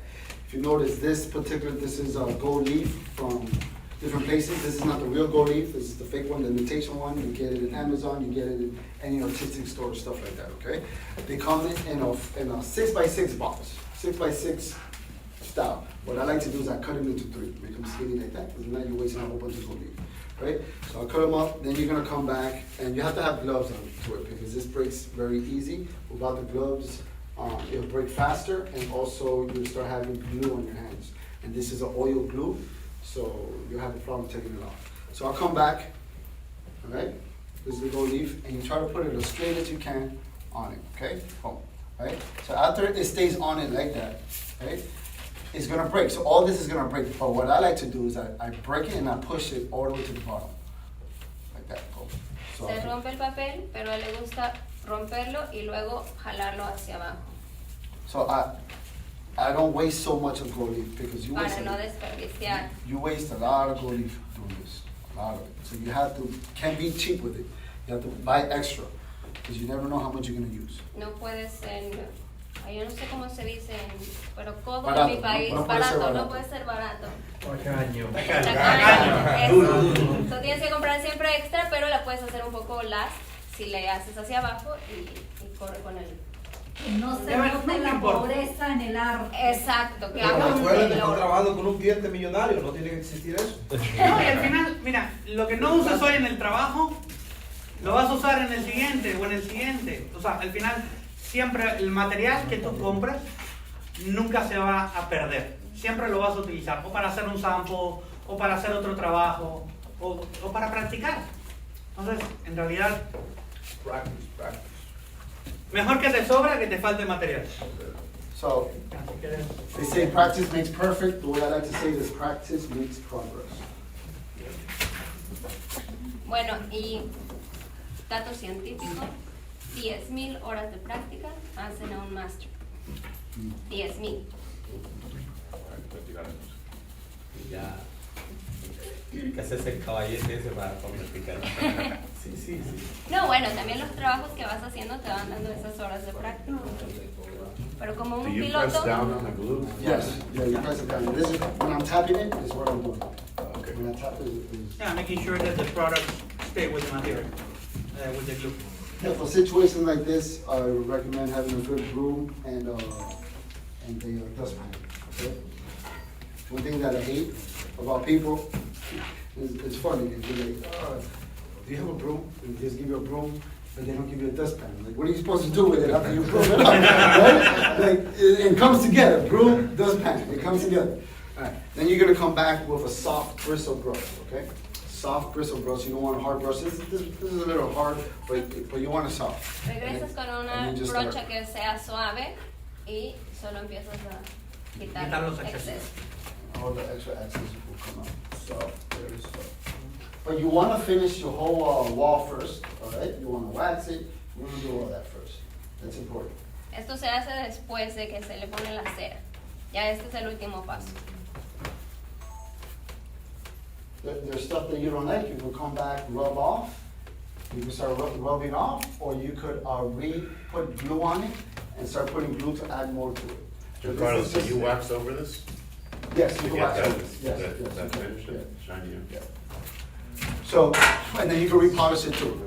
So this is just a quick demonstration of how you can do a marbleized look using gold leaf. If you notice, look how fast I did it. You know what this is called? Easy money, that's what it's called. Pass it around.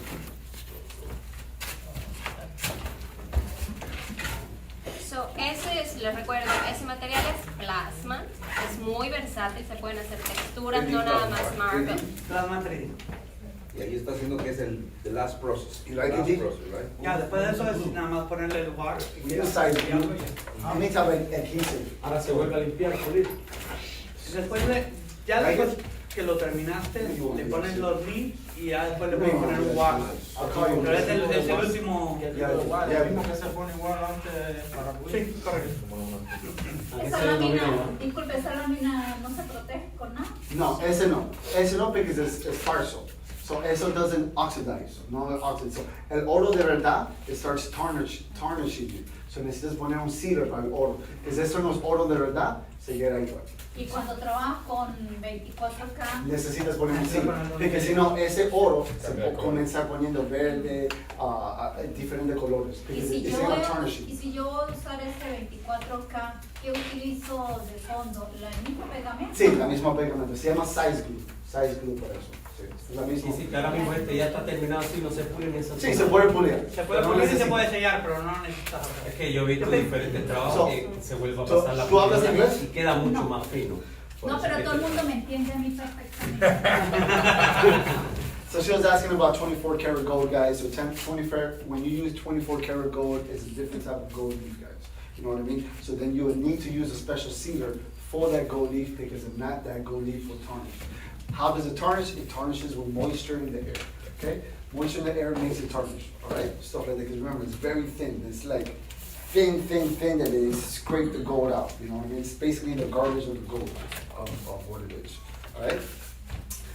I like what you see how she pushes me. Yeah, this is next. Shut up and apply. Shut up and apply. I like that. I like that. I like that. Carlos, Yes. una pregunta, ¿qué sugieres? Porque si estamos haciendo un trabajo de alta gama, ¿no crees tú que sería bueno aplicarle el olo, no la imitación, sino 24K? Okay, so great question. Great question. What's the difference of the gold and the fake? All right. This is the thing. We're using such a thin line of gold that Estamos haciendo una línea tan fina the real gold to the fake gold would not be noticeable. que Would la not be diferencia noticeable. entre el real y el No se fake nota, no se va a No se notar. nota. La problema is this is the problem. The package that it comes in. Let me Where's the package at? Yeah. Pass me the package. This is the difference. This is the difference. And there's a huge difference. Huge difference. Esta es la diferencia, y es una gran diferencia. Okay, whatever. It's a little package that comes with 200 gold leaves. 200 gold leaves. Es un paquete pequeño que viene con 200 hojas de oro Bien. For $9.99. por $9.99. 200. 24 karat gold comes with 10. El 10 de 24 quilates viene con 10 hojas for $50. por $50. For $50. That's the difference. That's the difference. Look how much I just wasted and threw away on the floor. So that right there is like a couple of like $200 right there. $200 right there. That's the difference. So when you use real gold leaf, it all has to do with the client's affordability. Okay? So la pared solo, vamos a decir es 10 por 10. 10 por 10 es 100 pies. Vamos a decir que tú cobras $10 al pie, nada más para el Venetian. Esos $1,000 por 10 por 10. Then quiere el oro. El oro puede ser fácil, con el falso oro, que puedes cobrar 200, 300, 400 extra, o necesitas hacer el math en tu cabeza. ¿Cuánto voy a necesitar? Que lo estoy cobrando 50, pero you have to make money. Voy a cobrar $100 para cada uno paquete. So just por el oro nada más, estás hablando de otro $1,000 vas a cobrar conmigo. So ese es el problema. Puedes perder el trabajo así. You can lose the job just for that. You can lose the job real quick for that. And you won't even be able to notice because I have real and I have next to it, and you can't even notice it. Can you mix and match? Yeah, you can mix and match, but you don't need to. There's no need to. That's funny. It's stupid. But this is the way it happens. $9 for 200 sheets. Now, there's customers that want. I don't care. I want real gold leaf. The customers that tell you that are the multi-billionaire customers. All right, multi-billionaires. Los multimillonarios que quieren el real gold. Sí. Ya estás trabajando en Dubai. Like, I mean, Pero ellos lo pagan. but, I meet clients that are. No lo cobran. I meet clients that are brokies. I meet clients that are thousandaires. I meet clients that are millionaire is completely different than multi-millionaire, okay? Multi-millionaire is a double-digit number, okay? Millionaires, believe it or not, they're broke. Millionaires are broke people because if you have $1 million, it's not enough money. If you have $7 million and you have a $2.2 million home, you're gonna end up being broke. You're gonna lose that home within 3 years, right? The main thing is this. Multi-millionaires are the ones that spend money. So when they do these big dome ceilings, and we put the real gold leaf, and they're each box individually, they want that gold leaf ceiling that will cost them easily $20,000, $30,000. Easy. And it all has to do with the client that pays for it. So when you have that type of client, great. You know what I mean? Great. Hey, I love it. Great. Buy the real gold leaf. Not a problem if they can afford it. But if they can't afford it, it's going to go out of your pocket. Si no lo pueden pagar, va a salir de tu bolsillo. So, el otra gold leaf imitación es mejor. Yeah, so. And we have plasma metal, by the way. Yeah, so, we'll come back to that later. All right, guys, we're going to move on. We have another product called Infinito. That's a coarse marmerino. It's like a marmerino with sand on it. It gives you a beautiful concrete look. It could give you a nice keystone look. It could give you, when your clients want something matte, this is the way to go. So I'm gonna do like a quick imitation of how to do like a concrete style.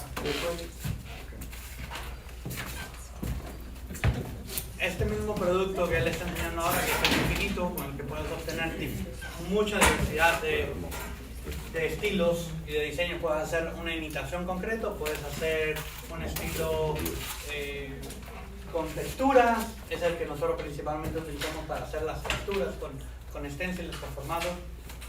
Okay, now we're doing a product that has sand in it, okay? So what I highly recommend for you guys is always have two trials. One for the fine marmerino stuff, nothing with no sand, and have another trial for sandy products. Why? Because the sand will nick your trowel, okay? The sand will nick your trowel. And then the worst thing you do is you gotta come back and send down the trowel. It's okay if you have time to do it. Like right now I'm using the same trowel. It's fine because I'll sand it, I'm used to it. It's fine, I know how to fix it, I'm a professional, but it's always good to have two trowels.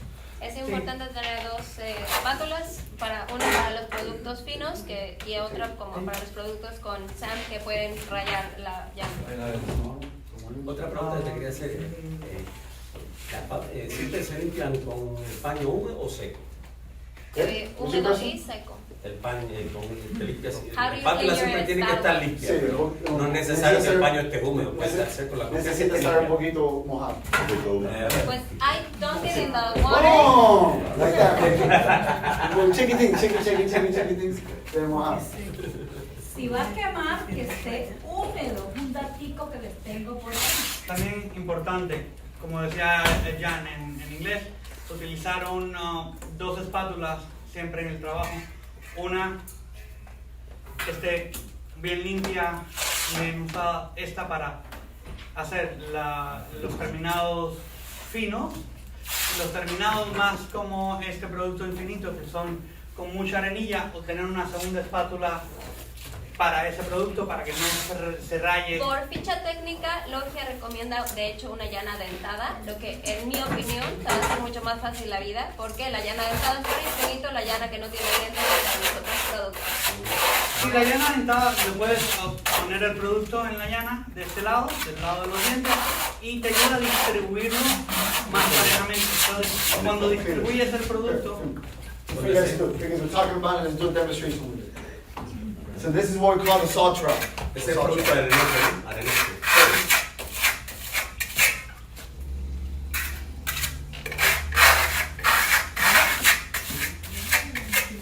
You can even use these kind of things to make scratches for you.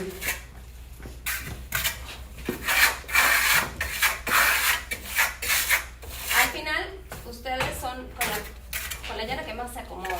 It's the one that makes you comfortable with. So I'm pretty sure you have your baby llana, the one that you like for yourself.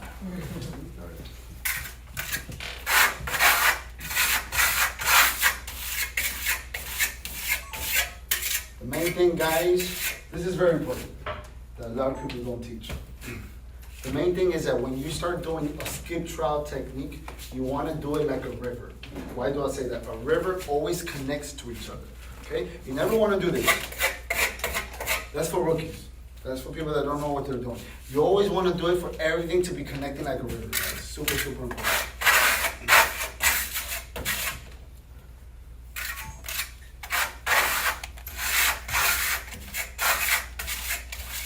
Siempre quieren hacer que el producto que estás poniendo conecte, no quieres hacer pedazos.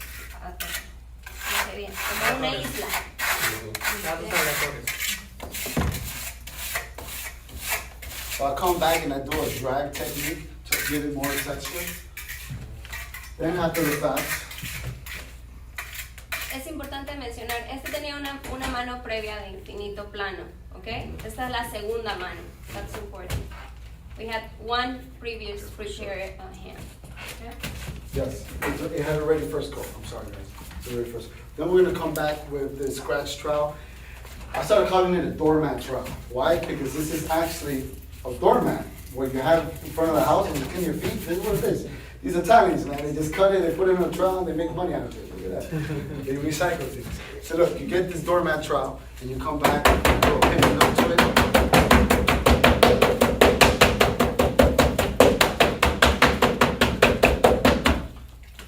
Then I like to come back and do some natural, authentic wire brush technique. When this starts drying, when it's dry to the touch, when you touch it and it's not on your finger, that's when you know when to burnish it, okay? It's called dry to the touch.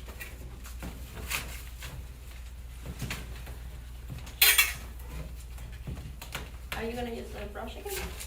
Brush? The brush. No. We go next. Yes. Alright, y como la magia de la televisión, todo tiene que estar rápido, ya se secó el producto. So when this starts drying, I'm gonna start burnishing, okay? You'll see me burnish it. We'll keep it here, we'll start burnishing it. This is how it will look dry, right? That's how it looks. Así como está, es un gran terminado, gran terminado. You cut that in half. Oh, it's right.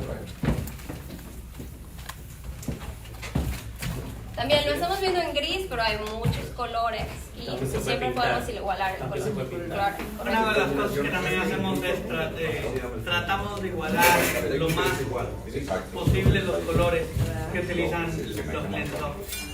Se van a ocupar mucho con diseñadores que dicen, no, yo estoy usando este color de Sherwin Williams en la casa y quiero que me macheen este color lo más posible.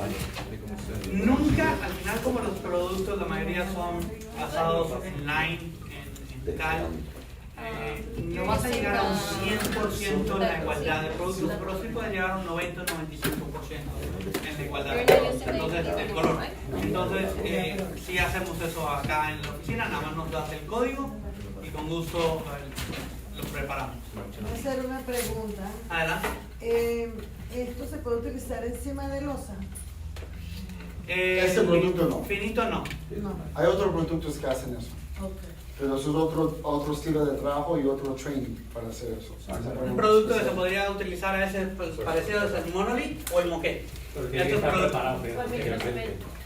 O el microcemento. Que va creado en diferentes capas, no es como acá que estamos poniendo la misma capa de producto. Para poder lograr esto arriba de una losa, tenemos que sellar, hacer una capa más gruesa, ponemos una malla y vamos afinando hasta que llegamos al producto final. Okay. Sí se puede hacer en cosas especiales. Pero un proceso más largo. Mucho más largo, mucho más trabajoso. Y lleva otras herramientas. Por ejemplo, siempre que vas a hacer un piso y vas a ir arriba de losa, quieres poner una malla que te permite que se cuarteen los productos. Un fiberglass. Normalmente este es un producto para la pared. Correcto. What's next? Same one. Bueno, entonces el infinito ya se secó. The infinito is dry. And now what we do? This is one of the options because remember, infinito can be used by itself in different colors or it can be in different finishes. So Giancarlo is gonna do one of the multiple finishes that you can do. You saw beautiful texture, right? On top of the tile. So what I'm putting right now is metallic silver. ¿Ya? Lo que le está poniendo es un terminado metálico color plata. Lo está aplicando con esponja. Una pintura. En realidad es esta pintura perlada, la del primero, con un poco de agua. ¿Okay?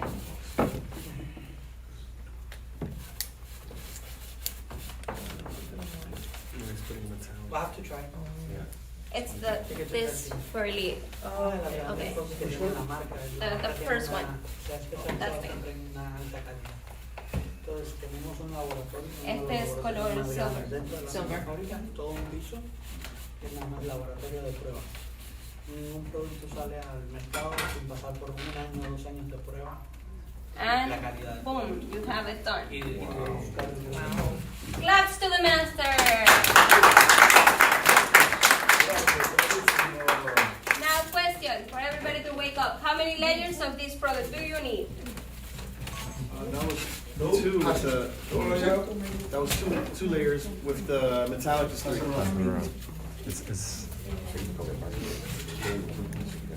Esta textura tiene brillo natural, tiene el mismo material. Ese brillo fue el que le acaba de poner ahora, que es un finish, es un silver, es como un No, color metálico. es Dorotea. Oh, ok. ¿Quién contestó? He answers it right there. Oh, no. Congratulations! We're going to be giving gifts. He's going to be asking questions. And just, the harder it gets, the better it is get. Lo veo así como un poco de brillo. Sí, Es una pintura perlada. So guys, so that's a nice stone look. It's a very popular look that I do a lot. I do a lot. One of the things I'm doing is showing you guys stuff that sells. Okay? You do that with lime wash. Yeah.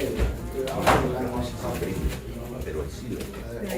and stuff. It makes it more noticeable. It falls into the cracks, the glass, whatever, and you notice it more. And you do that with the sponge also? Yes. Water it down. Do you have to seal this? Yes, that's seal. Yes, you have to seal it. Like to lime wash it, I even seal it and then I lime wash it. Because if not, what happens is that it absorbs the lime wash really fast and you have spots and it looks like crap. You should seal it with something. Yeah. I water it down.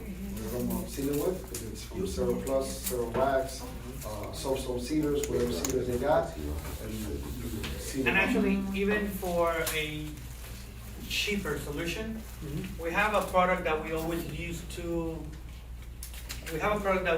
on the walls prior of doing any installation, but as well can be used for sealing that, so the product doesn't absorb that much.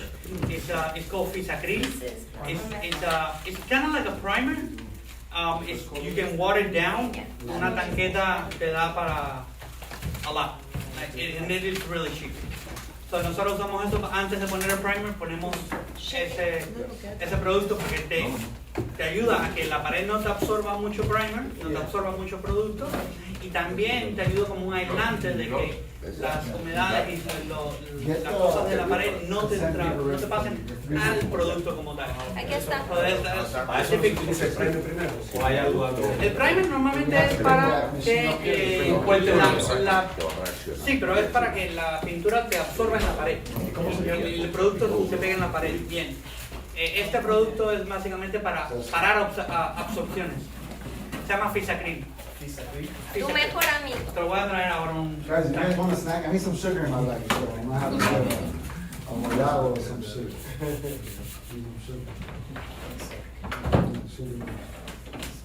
Una vez que lo conozcas, you're gonna get in love of it. You're gonna put it in everything.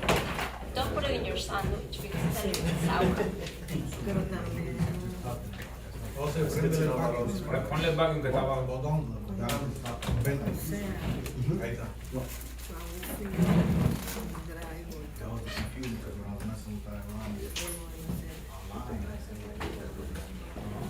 Es esto.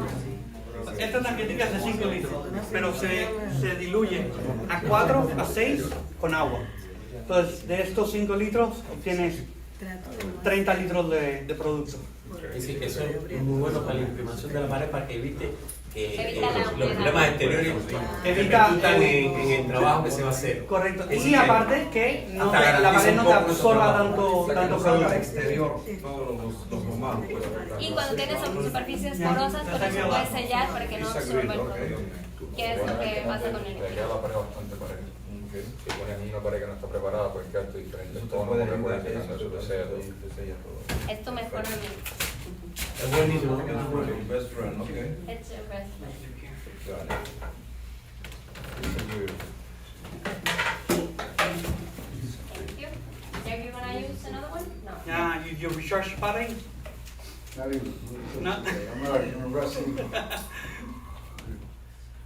Okay, guys, we're doing a product called liquid metal, okay? Liquid metal is really badass product. We have a sample of liquid metal. Este es el plasma metal, que es el segundo entrando por la puerta. Ah, el plasma. Okay. Es en realidad un gran producto, probablemente el mejor producto de nuestra línea decorativa. Tiene premios en Italia. Hay dos versiones. Ahí está el plasma metal, que se utiliza solo para pared, y está el biplasma metal, que se utiliza para pared, piso, you name it, you put it. Okay?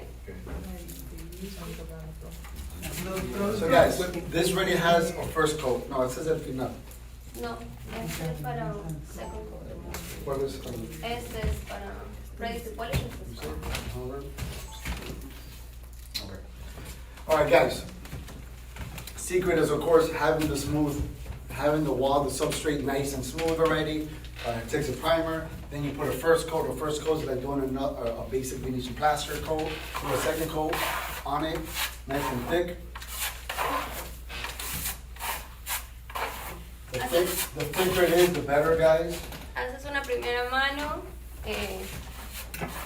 y después das una segunda mano. Las manos tienen que ser cargadas de producto, muy gruesas. Entre más gruesa, mejor.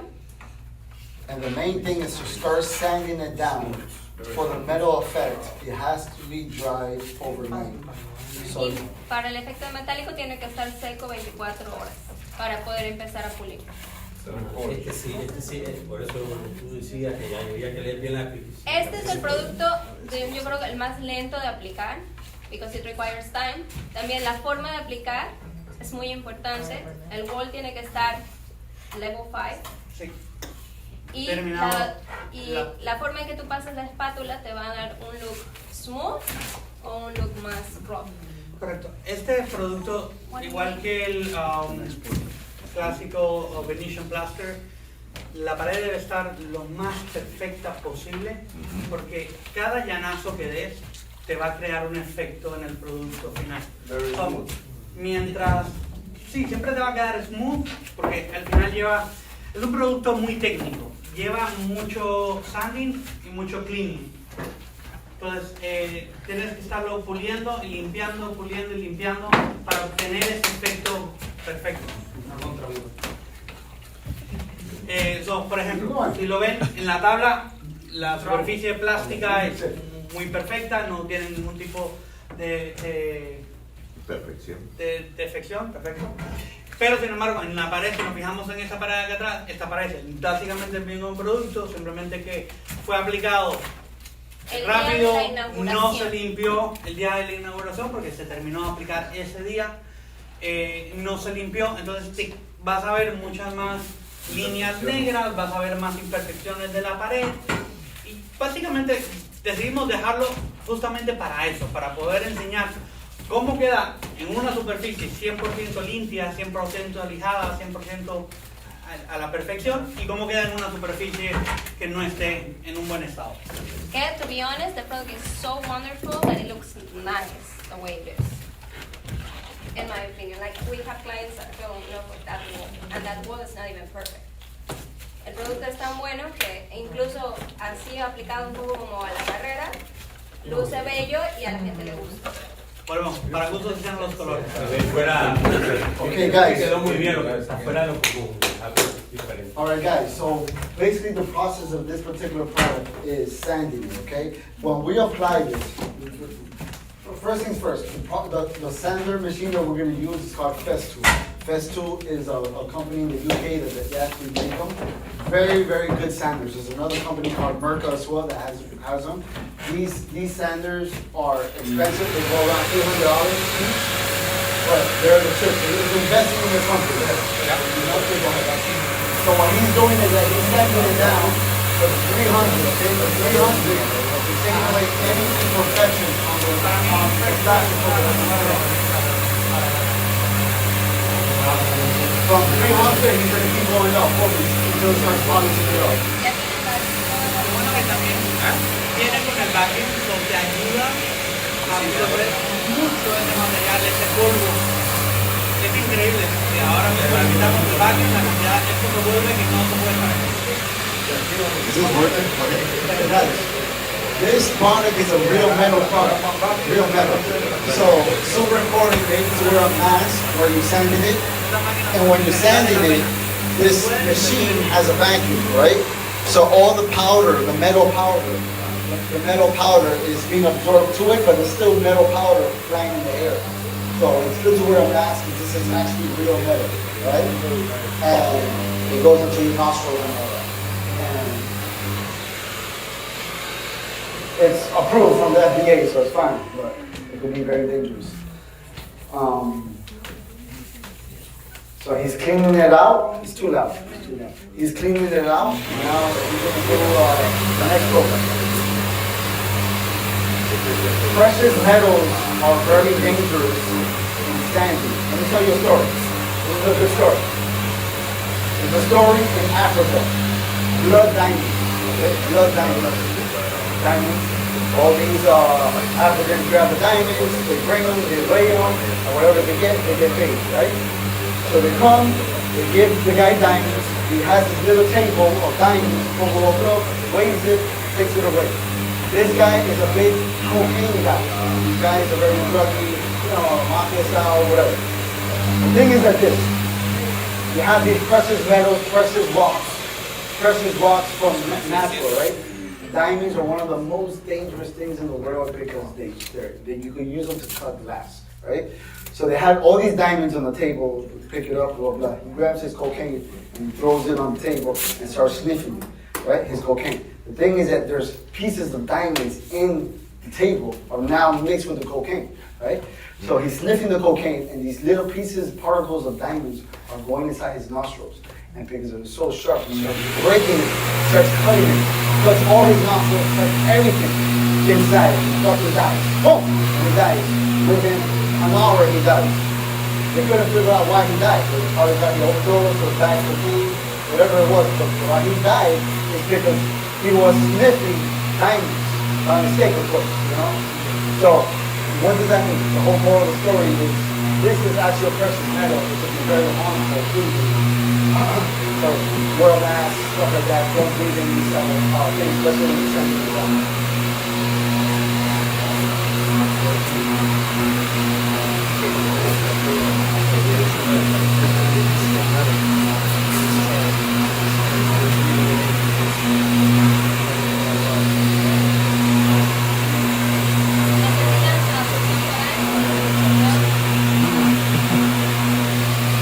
Cuidado con los metales.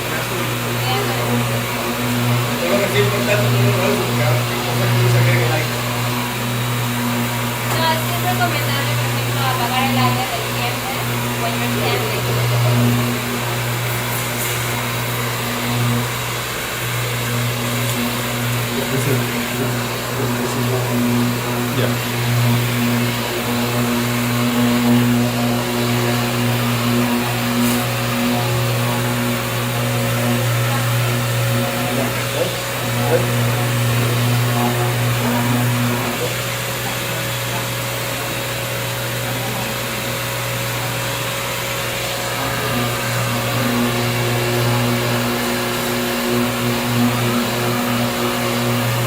So basically, he's already in the next number. What number is he in now?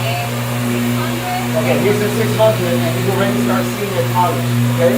He's gonna move up to 800, 1,000, 1,500, stuff like that, and start getting trainers and it gives you a Esa es beautiful 600. metal. Does this project No, primero fue mix or? tres. No, you have to mix it. 320, That's an 600, excellent question right there. 3,000 y 5,000. It's a plastic polymer that you are incorporating the metal inside the paint. So if you really want to give your client metal, this is the product to go. Good question.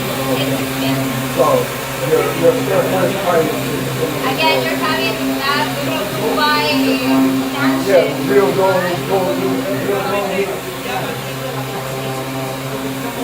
Okay, good.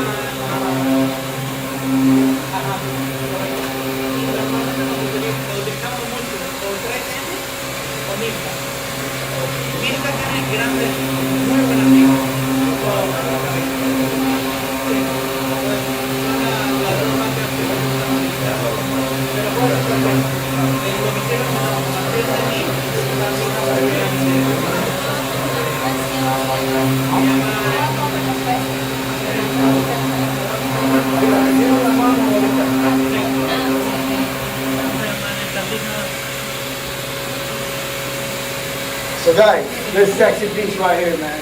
Sexy as hell. Hashtag sexy walls. What's this card? The product card. What's it called? Plasma 3D? Plasma 3D. You win the prize right there, man. Boom. Good job. So, what did I do to create this technique, guys? What is my head? It's coming, it's coming. What did I do to create this technique? What?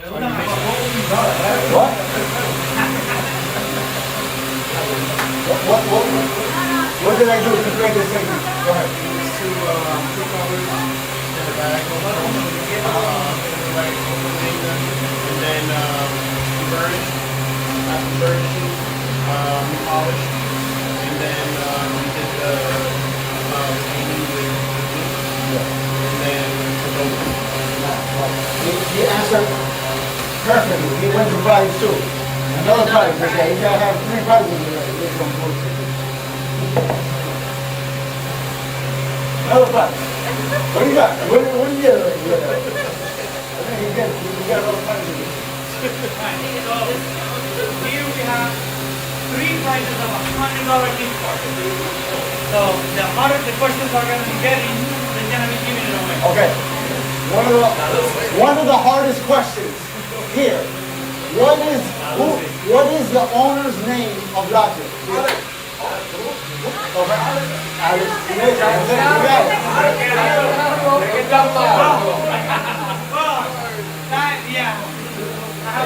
at least they know your name. That's what's important. Yeah.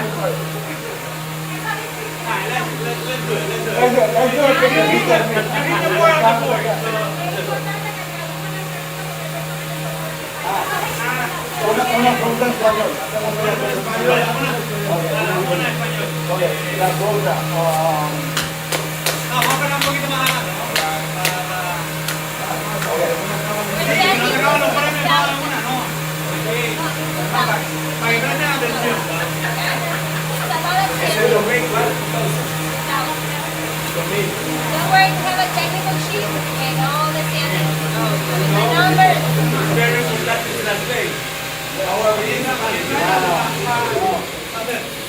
Vamos a hacer una rifa. Una rifita. ¿Tiquecito? No, ahora A está $5. Esta es 2,000. Gabriela. Esta es 2,000. El que una tanqueta de 20 kilos de rifleso. El que se lo gane. Por los 5 te puedo ganar 300.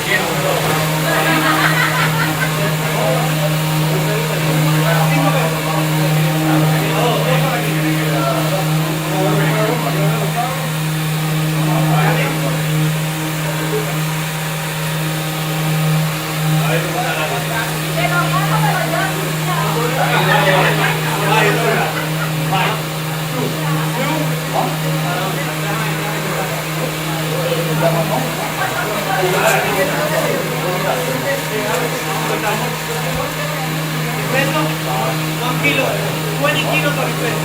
20 kilos. A bucket, yeah. A big bucket.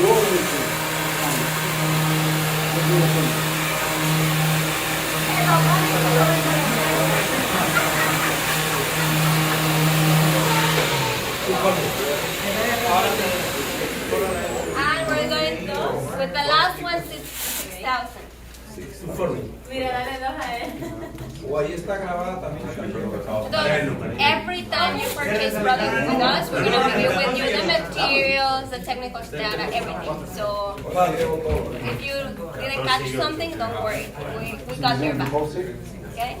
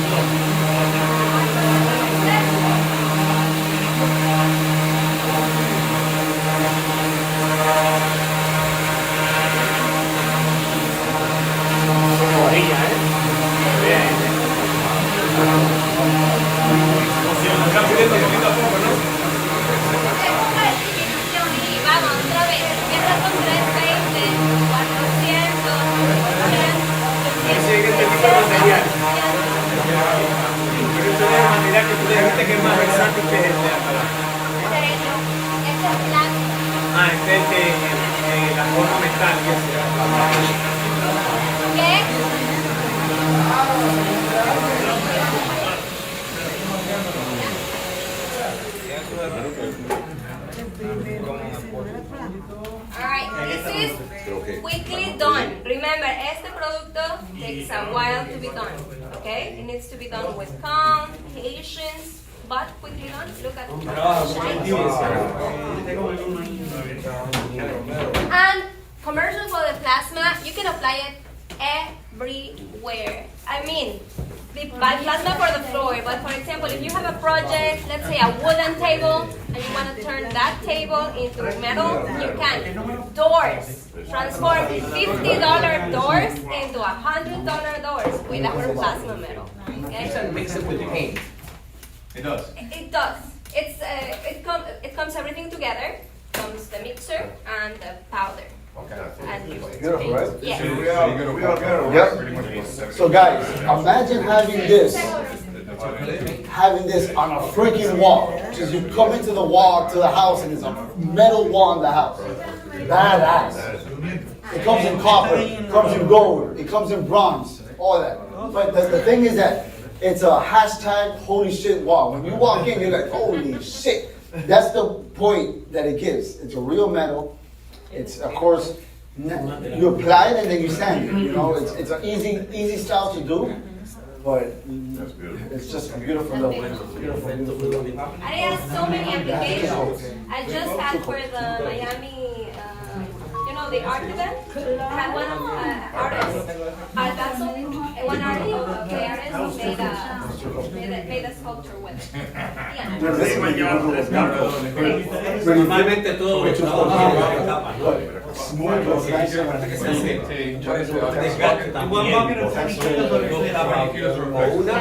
En este producto, no sé si recuerdan, la capa tiene que ser gruesa.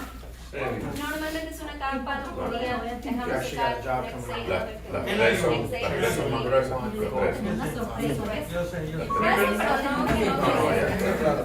Siempre tenéis que dejarla hasta otro día, porque Ideally, sí. Para este producto en especial, sí.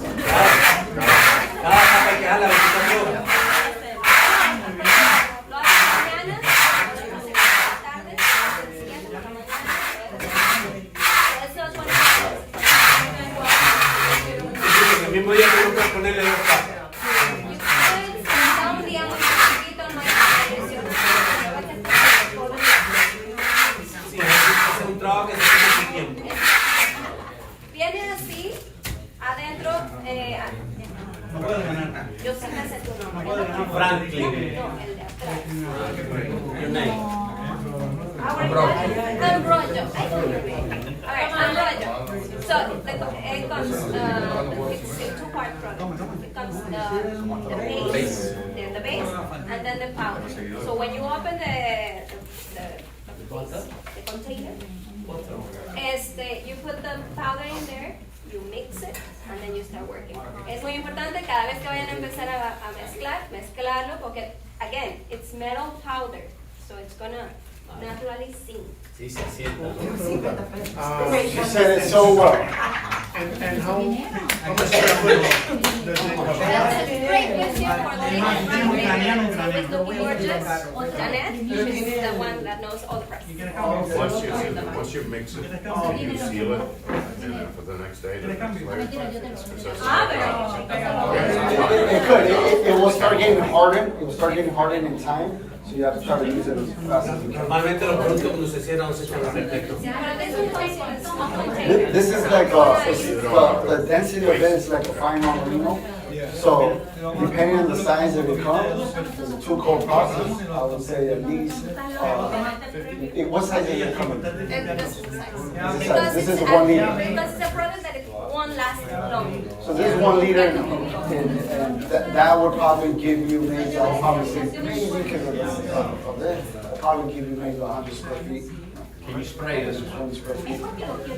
And 1 coat. it should probably be, probably 1 coat. I would have to ask. Yes, 1 bottle is gonna be like Okay. So, see, we're talking about the top of the line product, so I need to experience. yeah, so, like, I did it before, and I charged $30 a square foot. And it was just a TV wall. You know what I mean? So that TV wall, it was a wraparound TV wrap. It was, I think it was like $4,500. You know what I mean? 2 days ago. I slapped it on, and then I sanded it. The oxidation. Alright, vamos a seguir. If not, the time is gonna cut on us. Alright guys, I know you guys are having so much fun. You guys rather chat and talk, take pictures, have a good time. Ese tiene 2 manos, ¿no? Ese que está Yes. Do you remember la primera textura que se hizo? Tiene una mano de infinito plain, luego una mano con textura que se hizo con el brush. Ese es, sí, el segundo que se hizo. Sí, el segundo que se hizo. El que es de infinito, ¿ok? Y ahora que ya está seco. So this particular style, guys, so what we're gonna do right now, we're using products that oxidize. This is real oxidation plaster. What does this mean? Means that these particular products have actually real metal into it. Like this particular one right here has real iron into it, okay? So this could be very heavy because of the metal that's in it, right? So I put this on a wall, right? And then I activate it by putting acid on it, right? And when you put acid on it, you see that orangey yellow part? That is the iron that oxidizes, like a bridge. You go to New York and you see these bridges that are that color. That's real iron that oxidizes. That's how it oxidizes, right? That's what this is. Now, when you see copper, when you see statues and stuff like that, and you see it green like that, green like that, that's copper. Copper oxidizes to an aqua color like that. You know what I mean? It's real copper. So that copper that people try to steal in people's homes, that are pipes and stuff like that, that copper, when it gets wet and in time, it starts oxidizing into that green. That's why they steal it, because it's worth so much money, because it's a precious metal. You know what I mean? So these scientists, right? Every company that deals with the manufacturers, decorated plasters, they have a real scientist in each place. And they put chemicals together, they put different things together to create a particular product. You have to have a real scientist with a degree and everything. It costs a lot of money, yearly. But that's what they have. Every manufacturer has that. It's not just a smart guy that read a book, oh, let me try this and see what it does now. These are real scientists, right? So these scientists created this beautiful product that's like the liquid metal. How can you have metal on your walls that's liquid? That's all scientists. Badass, you know? They did the same thing with oxidation plasters. Really, really cool. I've done a lot of oxidation plasters. I'm a huge fan of it. I have it in my house. I have it in this beautiful restaurant called Toro Loco. I have it in all these beautiful places. It's badass, it costs money. You have to be artistic how to do it, because if you just slap it on, then it just looks like crap. So you have to play with it, you have to practice with it and stuff like that. So I'm gonna show you guys just a quick demonstration of the style, you know. Voy a traducir un Go poco. ahead. Este es un producto que se utiliza para la oxidación. En su versión roja tiene iron, que es hierro, y en su versión verde tiene copper, que es cobre. Y bueno, él nos estaba hablando un poco de los químicos especializados que realizan estos productos. No es un cualquiera persona, es en como laboratorio. Y bueno, como pueden ver, se aplica. Este producto es muy versátil y se puede aplicar en muchas formas. Ahora, Giancarlo lo está aplicando con llana, pero este mismo producto se puede hacer con brocha, incluso con rodillo. ¿Y hacer la textura esa también? No, obviamente cada tool, cada herramienta que tú utilices va a tener un diferente terminado. So there's a restaurant called Toro Loco, right? In Little Havana, A Street. Very good meat restaurant. Good friend of mine's own. He got a column, an exterior column outside of his restaurant. He goes, dude, I want that shit to look like a piece of iron.